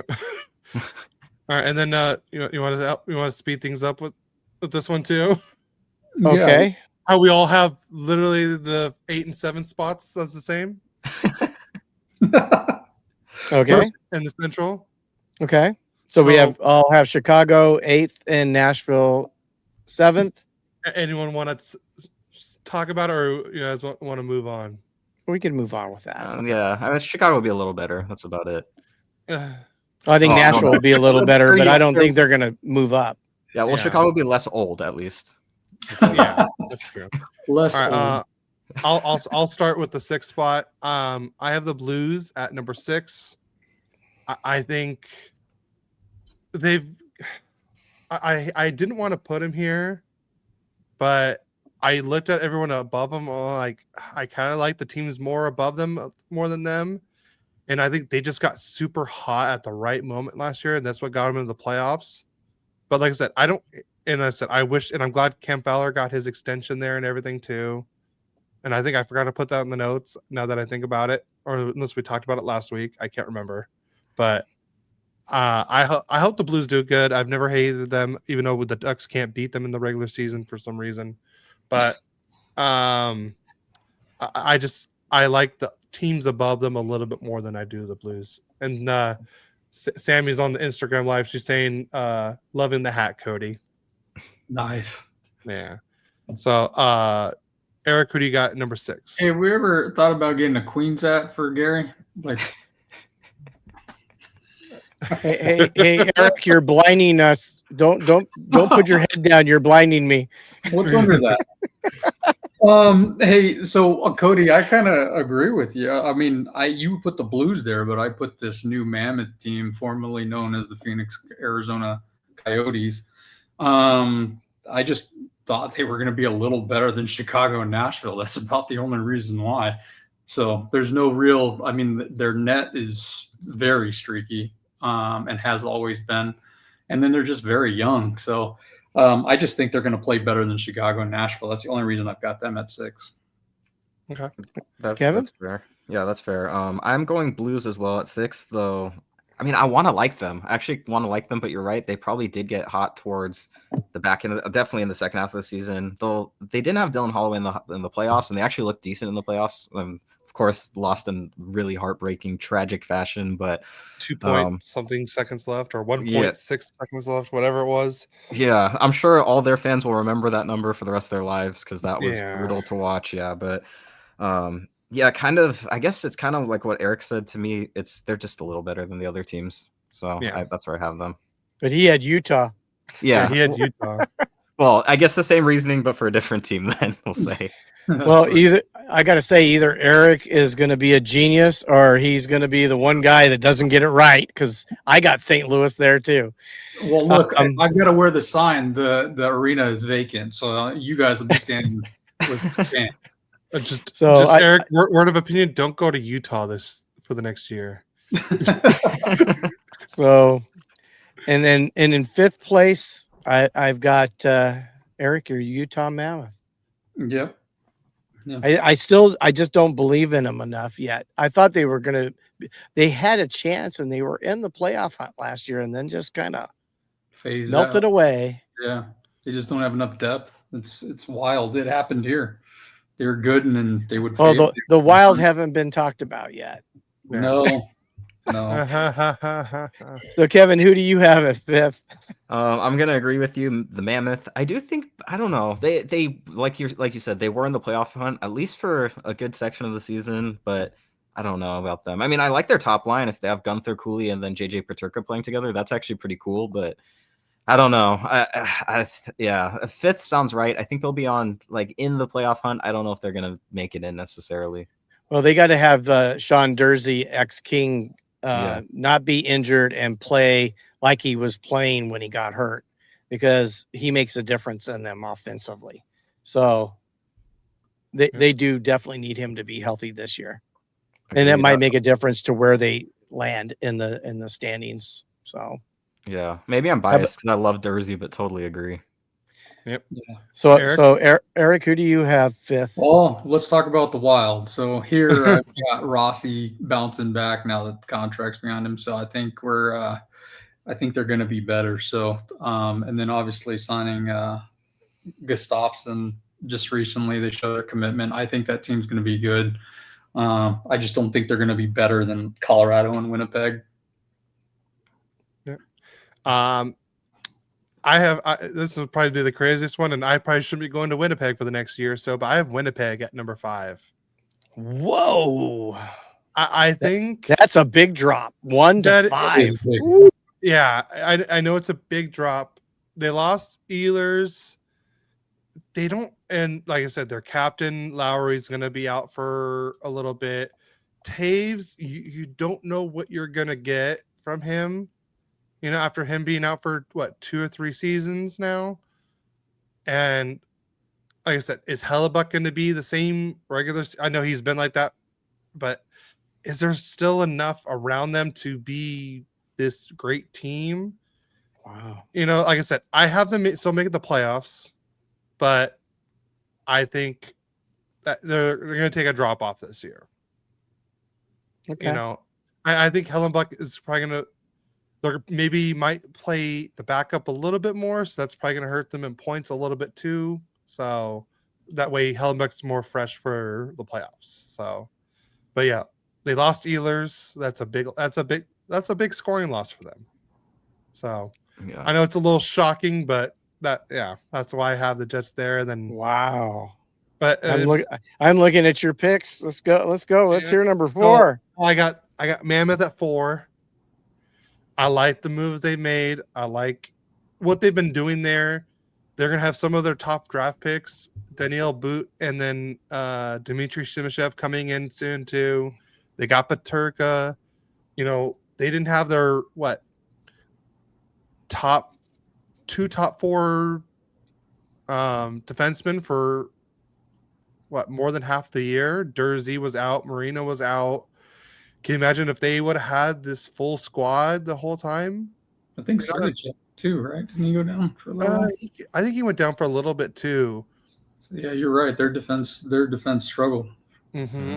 But you know, if they have a good, healthy year, I could see them I can see them being in that 4 spot or even higher.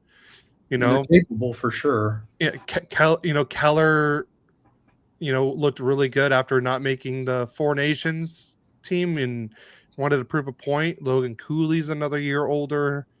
Vamelka looks great in goal. So, like I said, I have Mammoth at 4. Yeah, I know he played great against the Kings in that preseason game Oh yeah. in Utah the other night. He would believe me that I think the Kings could have won that game, but they got goalied by the Melka. So, who do you have, Eric? I put St. Louis here. So St. Louis to me, like I'm a big Bennington fan. I really think him and Hoffer are good. But I was when you look at the Blues lines, I feel like it's just like mismatched. There's good guys everywhere, but if they can figure out how to line those guys up the right way, I think that's a really good team.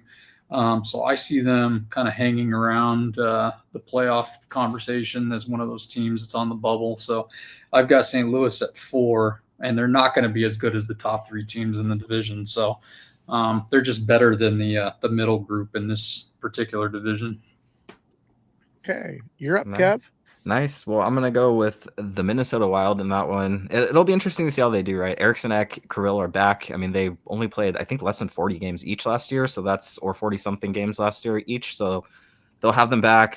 They just gave out that huge contract, right? Like 136 million or something to Kirill. This has to be their window, right? This has to be the window if you're giving out that kind of a deal to someone. They've got to go for it now. I don't know if it will be though. It is their window, so we'll see. I think they're gonna get in the playoffs, and then we see what happens. They tend to struggle in the first round, as we also have Gary in the first round. But I think for them, it's might even be even more brutal. So we'll see how that goes. 8 years, I want to say something like that, right? Like 8 in the last 10 or something. Yeah, that they've made it and they've lost in the first round every time, right? So. You'd hope they'd push on with that player on that kind of a contract. It's got to be their window, but I guess we'll see. I don't know. Well, in 4th place, I have the winner of our March Madness tournament simulation, the Minnesota Wild. When I heard that, I was going like, "That's wild." That's wild, yeah. So, I mean, because Cody did the simulation. He really didn't tell me what happened. I was surprised on the podcast, and I was shocked that the Wild did that. But, when their number 1 line is going, I mean, they're something. I mean, all 3 of them had 3 points in the game against the Ducks. And then the next night or the night after that, they played the Kings, and the Kings defense didn't let them score any. So, Minnesota, when they're on, and when they're not, they're not. That's why I couldn't move them up any higher than 4. Very for hot me. and cold team for sure. Yes. And then number 3, I've got the Central Division last season champions, the Winnipeg Jets. They didn't fall that many spots in mine. I have them at number 3. And at 3, I have the Avs. So they've got Landeskog coming back. That's a huge boost to them, of course. I don't know if they signed too many players, but they did get the super old Brett Burns, so that's kind of cool to see. Super old. I mean that in a complimentary way. That's awesome, right? Like I think that's so cool. But holding on to Brock Nelson is probably like I thought he was leaving, right? Or at least that's what the rumors seem to be. So that was actually pretty big for them to solidify that 2C. So I have them in 3rd, and I think where we'll see them do a lot of their damage might be in the playoffs. But I guess it depends on who they end up playing. So you got Colorado.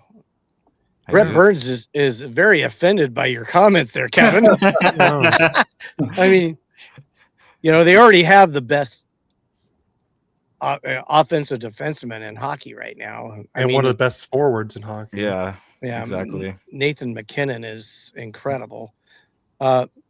Anyways, who do you have in that 3 spot? Eric? I'm going to take Dallas here. They get a 4 year. Yeah. Mr. Ottinger from last year, and hey, they're going to win the Super Bowl or I like the kid. The Super Bowl. That was a joke. They're that good. I think the problem was, I just think Colorado and Winnipeg are better teams than those two for the reasons that were kind of mentioned. Of the three teams, I think Dallas is going to be the worst of them, and it's going to be, what are they going to do with Ottinger? Like, I mean, you saw all the fallout from the playoffs and the head coaching change, but the good thing is they do have Mikko for a full year, so then we'll see what that looks like. But definitely these 1, 2, and 3 in this division could easily interchange quickly. That's for sure. I agree with you there. Yeah. How about you, Cody? I have the Wild at 3. Kaprizov should be healthy for the whole year. Gustafsson just got that extension. He's definitely a number 1 goalie.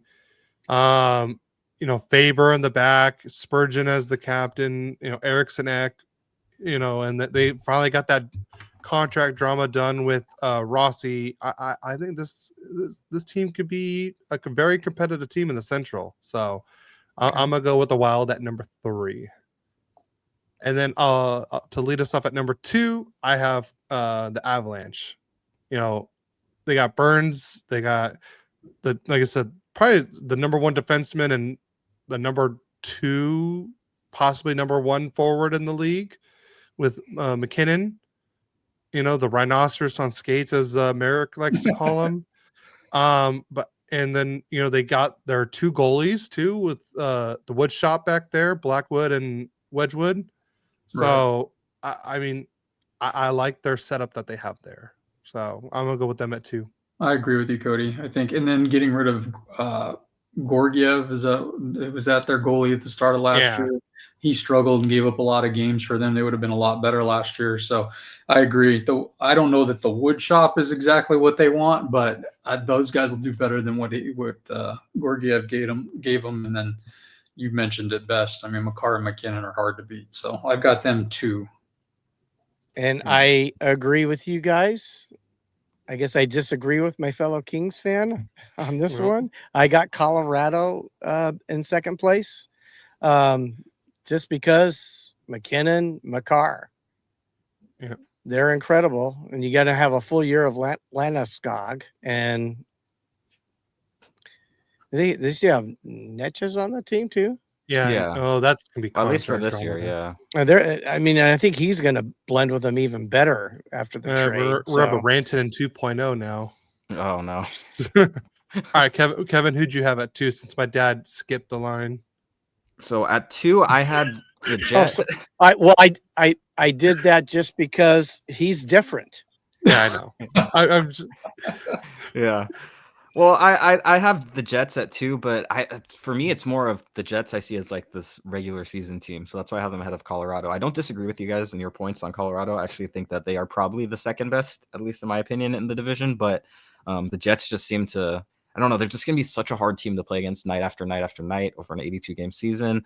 The one thing I would say is that I don't see them being as huge of a threat once they're in the playoffs, as we saw right last year as well. I mean, they added a few players, but they're all really old, right? They added Jonathan Taves, who looks like might be their 2C at least to start the year.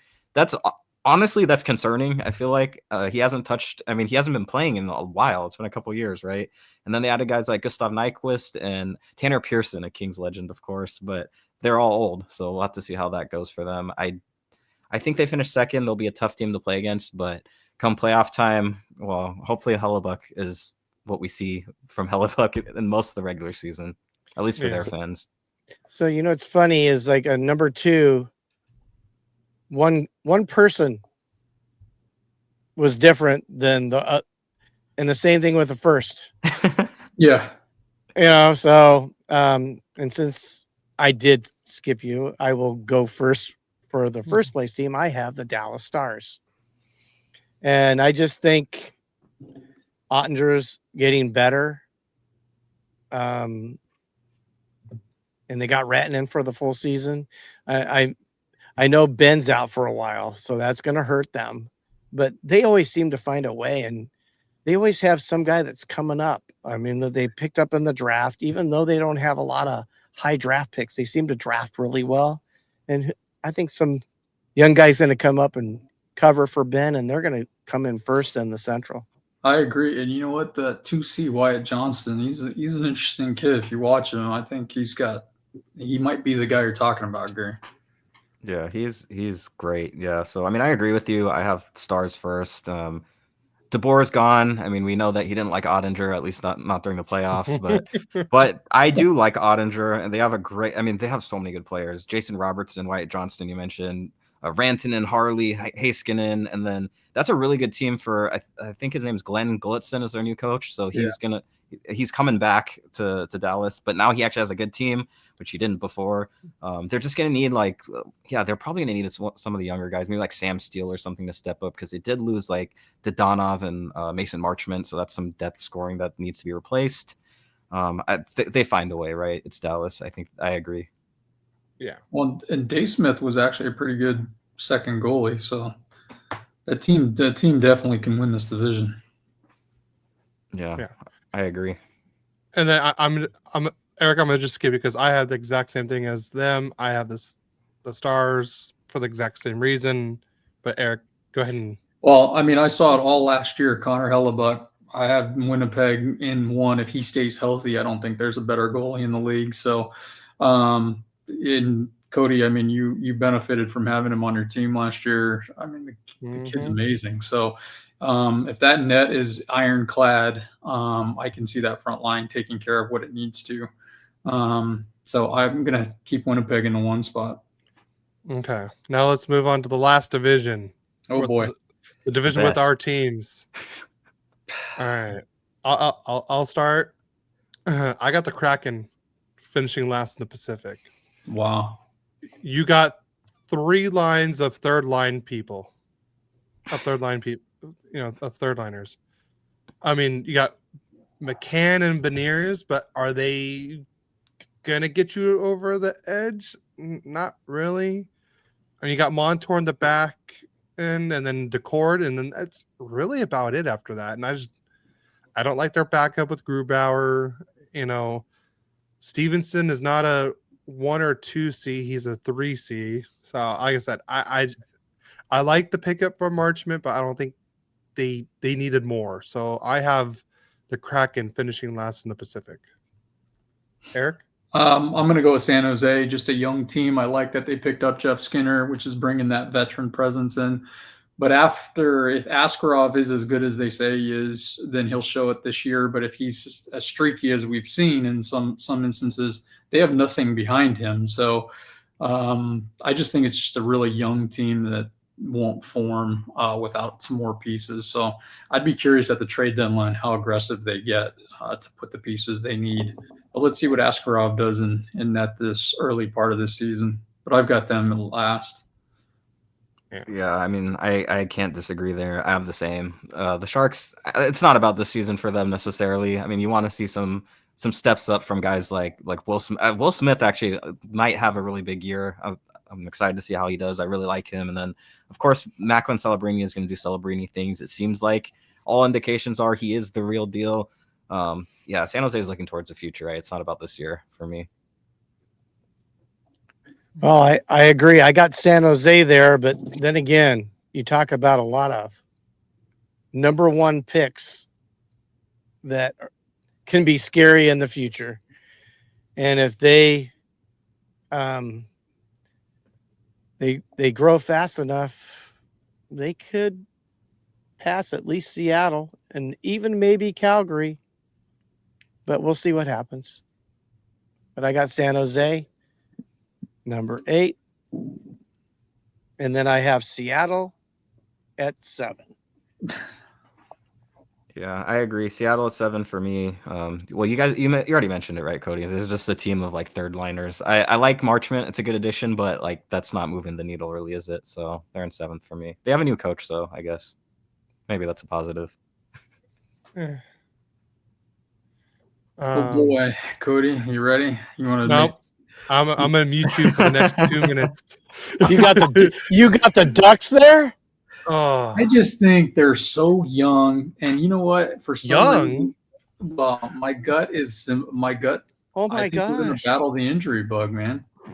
I know we haven't shown it yet. I know everybody's healthy now, but I just feel like it's going to be one of those injury years again. So I hate it. I don't want to say it, but I just feel like we're still down in that bottom part of the specific division. This is not how I wanted my birthday podcast to go, Eric. I just have to say one thing. From Welcome a fellow Ducks to fan. being a Kings fan, Eric. Hey, you It's said 3 honest against predictions. 1. I would have put them at first, but Eric. they already That think hurt. I'm bald. I don't want them to think I'm crazy. I'm thinking you're crazy now. We don't think you're bald. We know you're bald. So, Okay. Eric. So I have. Should we sing happy birthday to Cody right now? Yeah, God, now's the no. time. So I have the Sharks at 7. I like Celebrini. What a great rookie season he had. Will Smith really picked it up in the second half of the season. Askarov is going to be the new number 1. Their defense got a little, like I said, not better, but more experienced. You know, they got Kleinberg, they got Orlov. I think Dickinson might be playing for them this year. Michael Miso might be playing with them this year. I like those setup a lot more than I do with the Kraken. And Ryan Warzowski is a great coach. He did help USA win the World Championship. He was the head coach. I like that. How they have everything set up there. They got Nedeljkovic as the backup goalie. I like him a lot more than the Seattle's backup with Grubauer. So I just think they have a lot more going for them than the Kraken do. So I like that. And I don't know. And just the vibe in San Jose, even though they were one of the, I think they were the worst team last year, but they did not act like they were the last place team. Their vibes were so great. And I like that. So I have the Sharks at 7. I know it might be a surprise, but I like them at 7. Just a quick note. Executive producer has fired you, Eric. This will be the last ride. All right,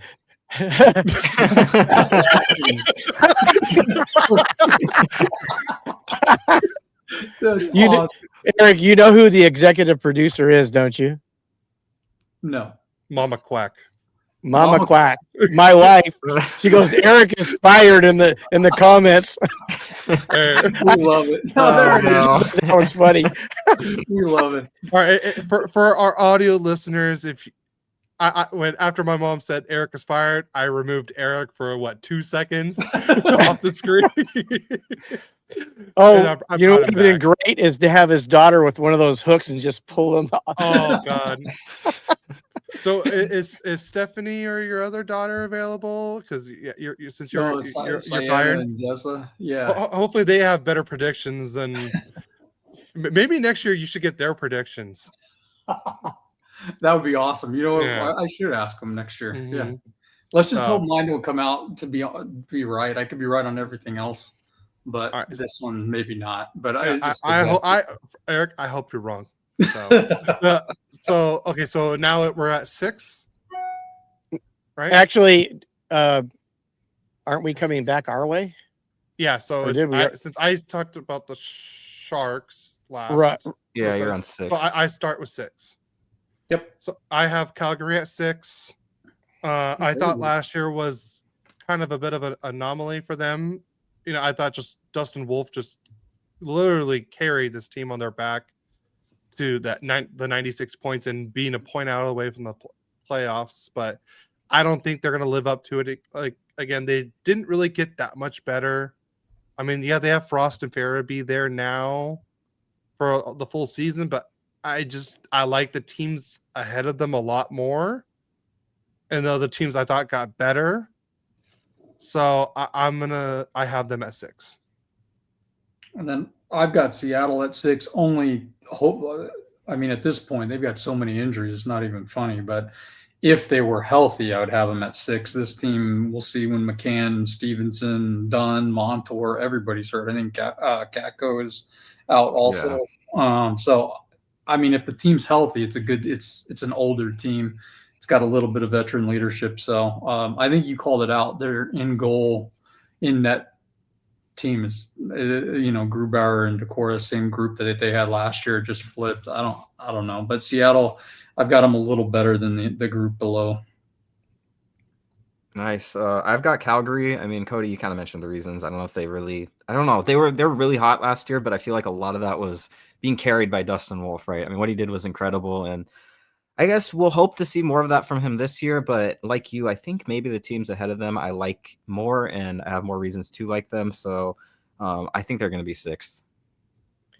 And I agree with you and Cody. I got the Flames at 6th. I just don't see them being better than the teams above them, which includes Eric's 7th place team is my 5th place team, and he's calling me a queen. Just saying. I mean, Mom made her own prediction. Eric's standing on the corner. Oh boy. yeah. Hopefully someone will come say hi because it's empty over there at Mullet these days. You know, your daughters might not love you as much after they hear this episode that you could. Right? Are they Duck fans too? Yeah. This could be bad. Yeah. But Eric, don't come to Anaheim this year, okay? I have the Ducks in 5th place. Somehow I feel that the young guys are gonna mesh, and I think didn't you say it last week? Kreider's comments about LaCombe. Yeah. He is Werenski elite, and he's looked good. I got to tell you, he does, and I think Gauthier is gonna be something. And I have him 5th, and hell, they could be 4th if the Canucks suck. Yeah. Well, that kind of rhymed, didn't it? I didn't plan it that way, but I have the Ducks in 5th. And on to you, Kevin. Yeah, so I guess this gives it away where at least that the Ducks will be in my top 4 because they are not 5th for me. I have the Canucks at number 5. Kevin's sucking up. Kevin, I'm just kidding. Eric, no, Eric, I know, I get it because I wouldn't want to put them to. They could go either way, right? But I got you. I'm putting them up there for you, so they're going to be ahead. They're definitely in the playoff talks, in my opinion. So I got your back. But yeah, I got the Canucks. I think every time we think they're going to be good, they suck, and every time we think they're going to be like bad, they end up actually being pretty sick, and they're a good team. So I don't know, but taking it at face value and then considering maybe there's a little bit of hangover from the. I mean, last year was a disaster, right? So, I mean, Demko was out for most of the season, he had an 889 save percentage when he did play, but that's hard to say when he played less than 20 games. A new coach in Adam Foote that could help. I don't know what to think about the Canucks, honestly. I feel like they could be either one of the worst teams in the division or actually give a lot of trouble to the teams that are expecting to make the playoffs. So, this is going to be a weird season, guys. I think it's going to be a weird season because I was that close to agreeing with you, Kevin. Yeah. Those two teams right there, maybe moving, maybe a wild card team for the Ducks, maybe. They're scary. I mean, if you're an honest hockey fan, you got to love that young talent that's coming up. And, we'll see what turns. So, obviously, Cody and I were in agreement. The Ducks in 5th. Now, looks like Kevin and Eric agree, right, Eric? We do, yeah. I'm an Adam Foote guy, so I think. Well, you spoil my pick. Happy birthday, son. Yeah. Happy birthday, buddy. We're just rolling right over here. No, I just, Kevin said it best. It's one of those teams where you got to put them in the middle because they never meet expectations either way. So I do like Adam Foote there. I think he's going to be better. I would put him in the top 4, but I'm a Dustin Wolf guy, so I've got Calgary at 4. Not to spoil that, but basically, Vancouver's kind of sitting in that middle spot where they perform. Sorry, you already spoiled it. Yeah. So in the 5 spot, I have the Ducks. And since I got the 4th one too, I'll just go into I kind of play with both of them. This one I had the hardest time picking between who to put at 4 and 5. Me too. But I just think that the reason I put Canucks more is just because Quinn Hughes is the second best defenseman, could be the number 1 defenseman in this league. Demko, when he's not, injured and he's healthy, he's top 5 for the Vezina easily. And of Elias Pettersson, what are we going to get from him? He came back with 12 to 13 pounds more of muscle. and stuff like that. The only issue I had with Vancouver was not the new coach and everything. I think that might help with Quinn Hughes and everything, but was like just after that, you brought in another cancer with Evander Kane. You brought in your second line center's Philip Hedl. Like I don't hate Hedl, but he's more of probably a third line center, not a second line center. But I do like what they're doing there. I just they just have more top talent than the Ducks do right now. So that's why I went with the Canucks over the Ducks. And yes, that did rhyme, Dad. So so 5 I have Ducks, 4 Canucks. So who do you have in the 4 hole batting cleanup in the Pacific, Eric? I got Calgary. I'm just a big Dustin Wolf guy. I might be. Trust me, I love Wolf, but it's just the rest of the team. I know. I might be fanboying on the Hellebuck thing with Dustin Wolf here, but I think he's really good. You're right. The rest of the team is a big question mark, but you got an ironclad goal, you can win some, and so we saw that with Hellebuck last year. So let's. I'm just kind of running with that ideology there when I've got them at 4. I definitely could see that happening for sure. I mean, we literally saw it happen last year, right? Dustin Wolf carried them into the playoffs pretty much. So wouldn't argue against that happening, but I did put the Ducks as my number 4. Yeah, I know it's hard to say because I mean I'm coming on in front of you Ducks fans, and my whole life you guys are right around the corner, and for a lot of it you guys had a much better team than us, so it was hard to watch, at least when I was growing up. And from the outside looking in, Jackson LaCombe is special. This guy is something special, Werenski-esque. I can see that for sure. And I love Cutter Gauthier. This guy is just so good. He is amazing. I hate that I love him so much, but I do. So many good players on this team. If they can all gel together, I mean, looking at the lineup top to bottom, I mean, this is like the exact type of team. Like if I wanted to go in NHL 26 or something and like build my own like lineup and build my team, this is how I'd want to build them. I mean, this is awesome. The Ducks have a very bright future. Even if it doesn't happen this year, it's going to happen pretty soon. I think you get Quenneville in, proven winner, of course. You get Peter Mrazek now to back up Dostwal, so that'll help you guys too. Thank you for saying it right. Yes. And by the way, Kevin, since Eric is fired, my mom likes you, so you're a keeper in this now. I'm mad at myself for this, to be honest. But yeah, Grand. I'm not. You're good. 66 points. I mean, last season, that's a huge addition for you guys for depth scoring. I mean, Kreider adds to the whole New York Rangers field there, so maybe some chemistry there. I see the Ducks. Again, if it doesn't happen this year, it's going to happen very soon. This team is just too good. Agreed. Okay, so before I give my 4th place team, I just find it funny that the 2 Kings fans actually rate the Ducks higher than the 2 Ducks fans do. No. You and I had the same, so don't. Yeah, but well, of course, the fired one, as we'll call him now. You guys at what? 7 and 5. You average 6. Ours are 4 and 5. We're 4.5. Yeah, but you're a better team. I mean, on paper, well, no, we have the Ducks at 4.5. You guys have them at 6. Listen, come on, Eric. I'm carrying this Ducks half. Anyways, I have the Canucks there, and the only reason I had the Canucks over the Ducks, of course, again, I'm rhyming, Cody, is because I think Pettersson's gonna have a breakout year this year. And between him and Quinn Hughes is going to be healthy. And I think that's going to just pull them up just above the Ducks. So I have them in 4th. And then my 3rd place team is the hated ones. Yeah. McJesus and Draisaitl and Skinner. They're going to come in 3rd just because they don't have their you win Stanley Cups by having the role players that play their roles well. And I just don't think the Oilers role players are not as good as they've been the last 2 years. So I have the Oilers coming in 3rd. I agree with that. Yeah, they've lost quite a few, right? Like Connor Brown, Evander Kane, and then Arvidsson as well. I think are all gone, right? So that's yeah. Yes. So that has me putting them in third as well.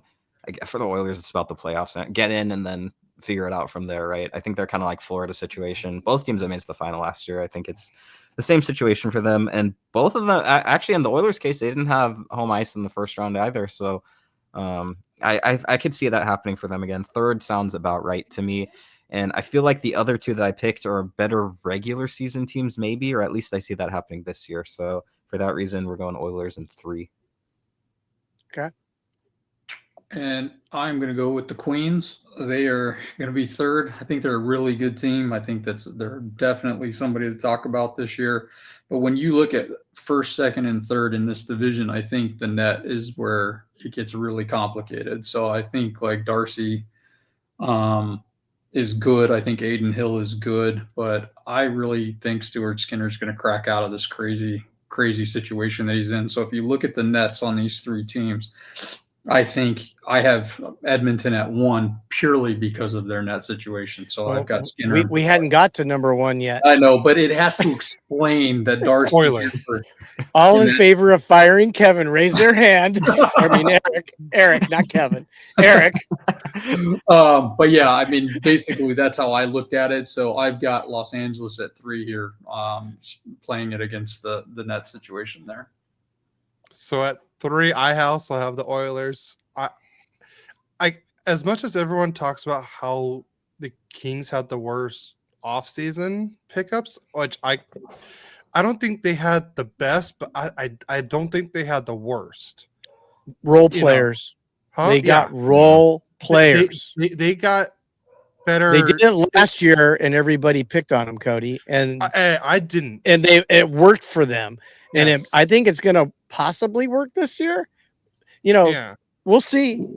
Still Go ahead. My spotlight. I am. As I was saying, the Oilers, I thought got a little worse. You know, they got Ike Howard and Savoy coming up, but they lost Perry, they lost Connor Brown, they've lost Kleinberg. I know he barely played there, but they've lost a lot of their main depth players too. And the Kings picked up some great depth players. Like the Kings struggled on the 4th line, they struggled on the third line, third pair defensively, and they got better in both those spots. I don't agree with the contracts they gave out, but the players they got were, I think, good fits for the Kings. So I have the Oilers at 3 and the Kings at 2. So Eric?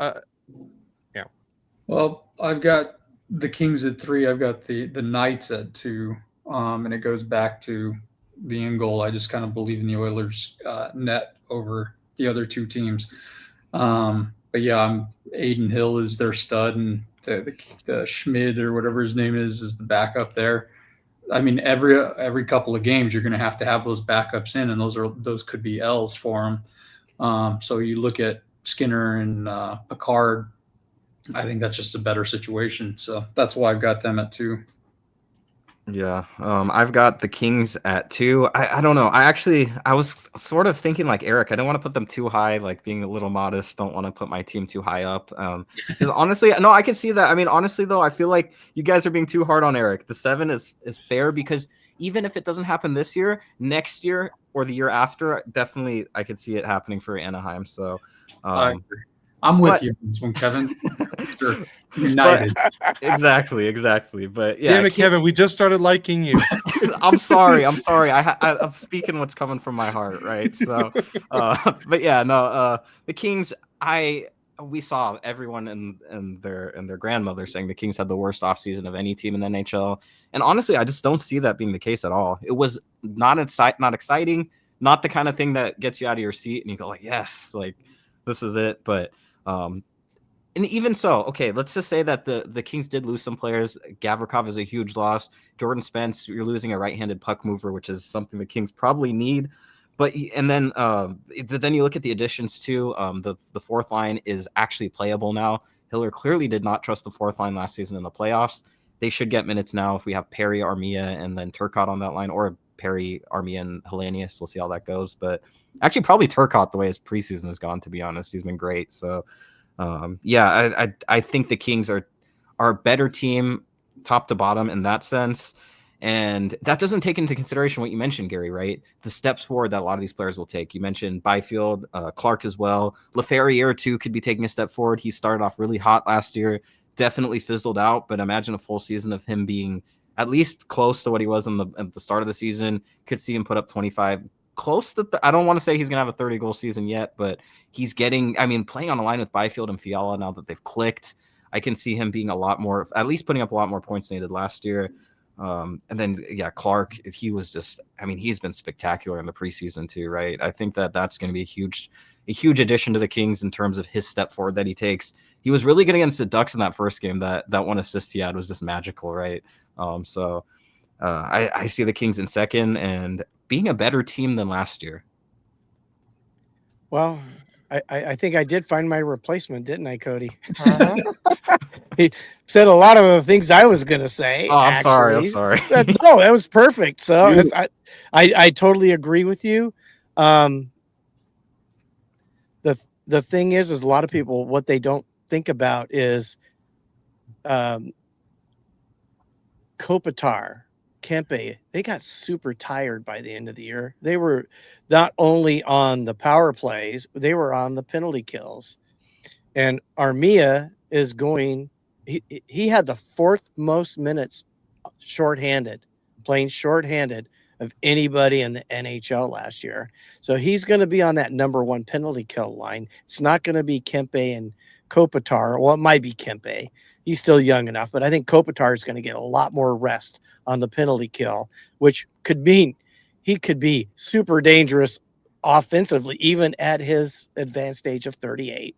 And I shouldn't say anything. I'm almost 30 years older than he is. But I think the Kings could, if it all works and melts like it could, they could be super dangerous. And I have them at number 2, but who knows? They could be number 1.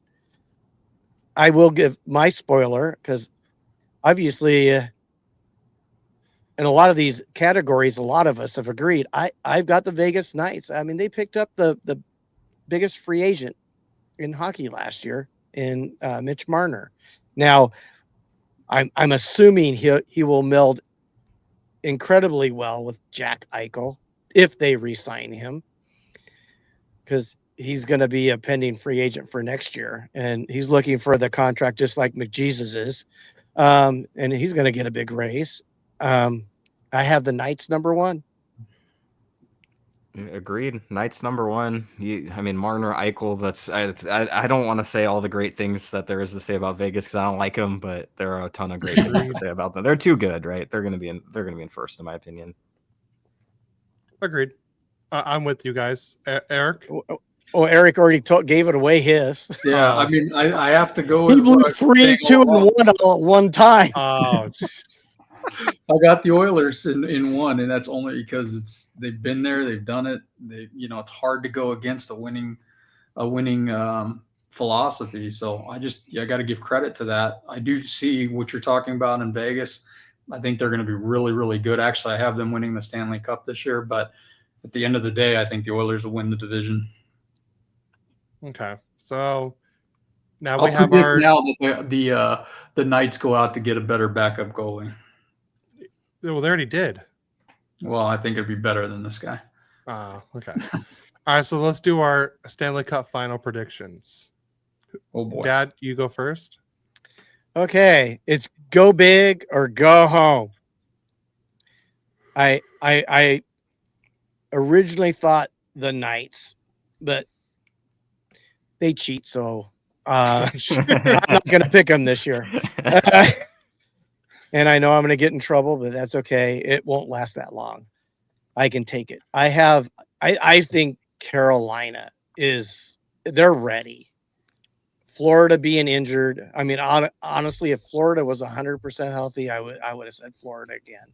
They have all the role players. They have everything lined up, but they're missing their star, the guy who plays defense and offense. Barkov is going to be a huge miss. having Kachuk out until Christmas time or so, or maybe even to January. We'll see. I just think the Canes are gonna win the East, and you heard it here first on Royally Quacked. The Kings are going to be in against the Canes in the Stanley Cup. They're finally going to get past the first, second, and third round and make it to the Cup. And then losing the finals because they have Perry. Oh boy. Perry's going to make the game-winning goal in overtime in Game 7. Perry's going to get traded to the Ducks. All right. Wouldn't surprise me if that happened. Who's going second? Kevin, who do you got? Okay, so I've originally actually had Tampa Bay and Dallas, and I don't know what.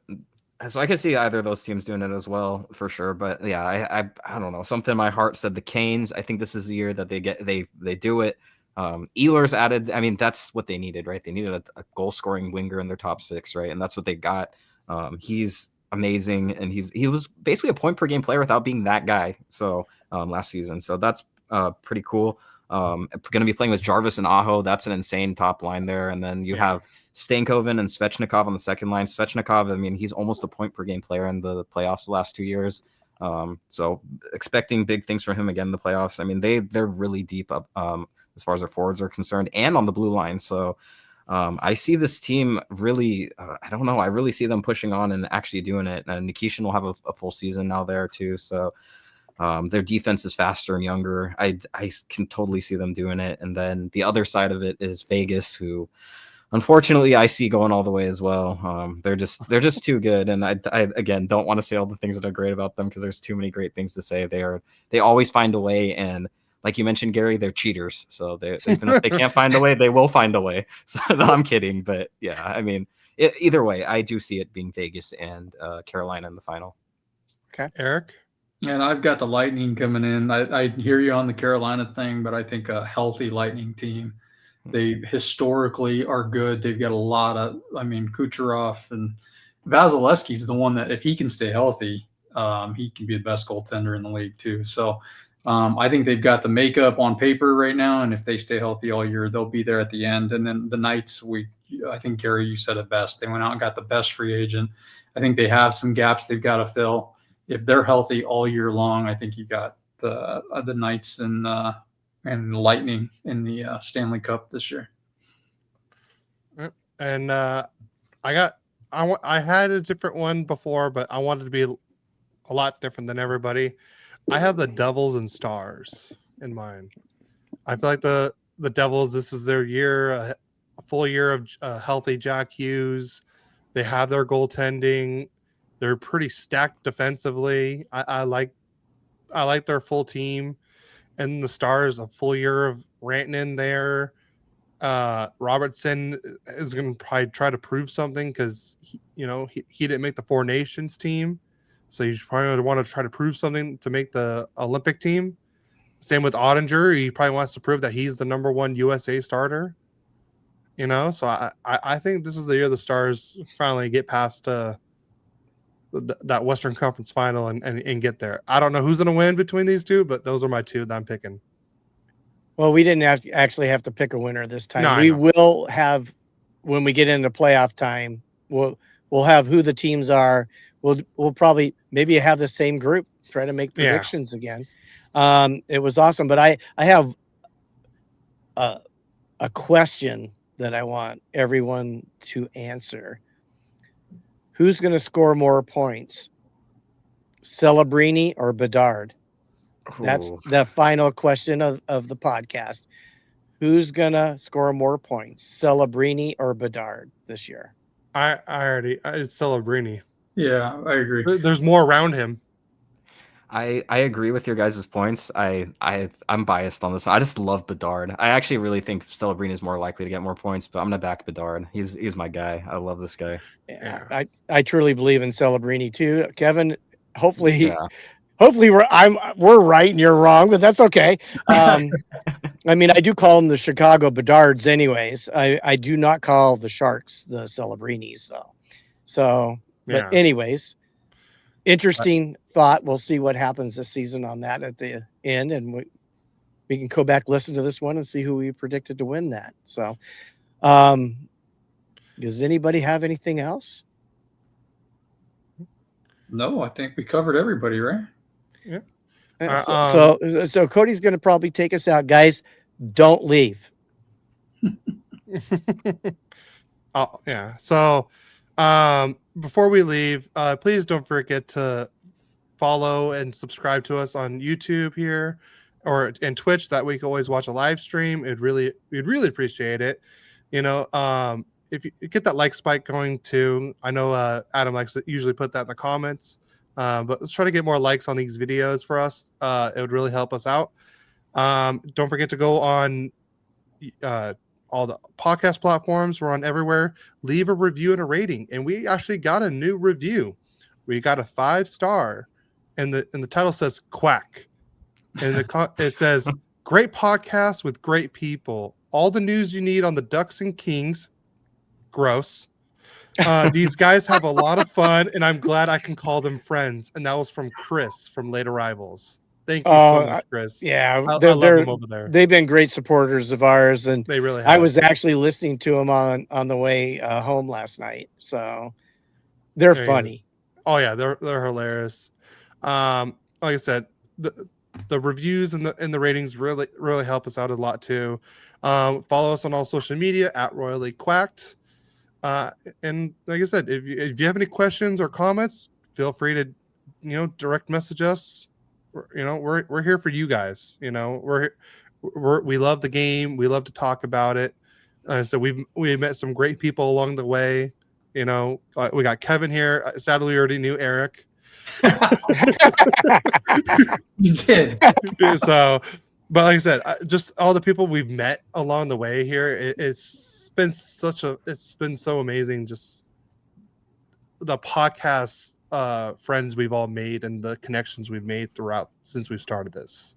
So, yeah, it's been so much fun and met a lot of neat people. And if we could say the same thing about our umpiring days, because two of our best special guests are people we umpired baseball with. So yeah.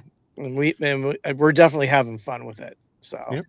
I look forward to it every Saturday, even though I worked about 60 hours this week, 5 days. So that'll be me in the wintertime. So I understand. Eric, do you want to add anything before we get out of here? Oh, thanks, guys, for having me. I appreciate you. I appreciate what you guys are doing. We always love to see a father and son working together on something that collaborating on it. It's great wishes, and I know you two guys are just great dudes. And Kevin, it was good meeting you for the first time. Appreciate it, and we'll see how these predictions come out. Yeah, it was great to meet you, Eric. And I guess that means it's my turn, right, to get to say what I want to say. But yeah, exactly. Want to say thank you to you guys for having me on, and thank you for everything you do. Echo Eric's sentiment of the father and son thing. That is just so cool to me. I love sports because of all the days that I spent on the couch with my dad watching sports and arguing, debating, whatever. And it's what made it special for me and why I'm still, so in love with the LA Kings. And I'm just grateful to get the chance to hang out with you guys and for what you do. So thanks for being a part of my morning routine also. Yeah. Awesome. All right. Well, just we'll tune in next week. And guys, we have regular season hockey this week. Yes. Oh, wow. No more of this unbearable off season, horrible streaming on these preseason games. We're going to have regular season hockey. No first period. From Victory Plus from the Kings Ducks game, that one. No, that wasn't Victory. No, Victory. It wasn't. The Kings website was off. Yeah, there was no Victory Plus last week for that game. The Bakersfield, there was no Victory. So we had to depend on the poor Kings podcast, and that was terrible. And yeah, we couldn't watch it for the first 2 periods or something. We missed the CC goal. I heard the CC goal. Yeah. I didn't watch it anyways, but. Yeah. Hey, Gary, I just realized something. Is there a reason? Did you wear a hockey mask when you umpired because you were a hockey fan, or was there another reason? All right, let's get into this debate after we log off. So, yeah. Long story short, Yes and no. Okay. But all right, well, we'll see you guys next week on episode 83 of Royally Quacked. So let's go Ducks. Go Kings, go. See you next week.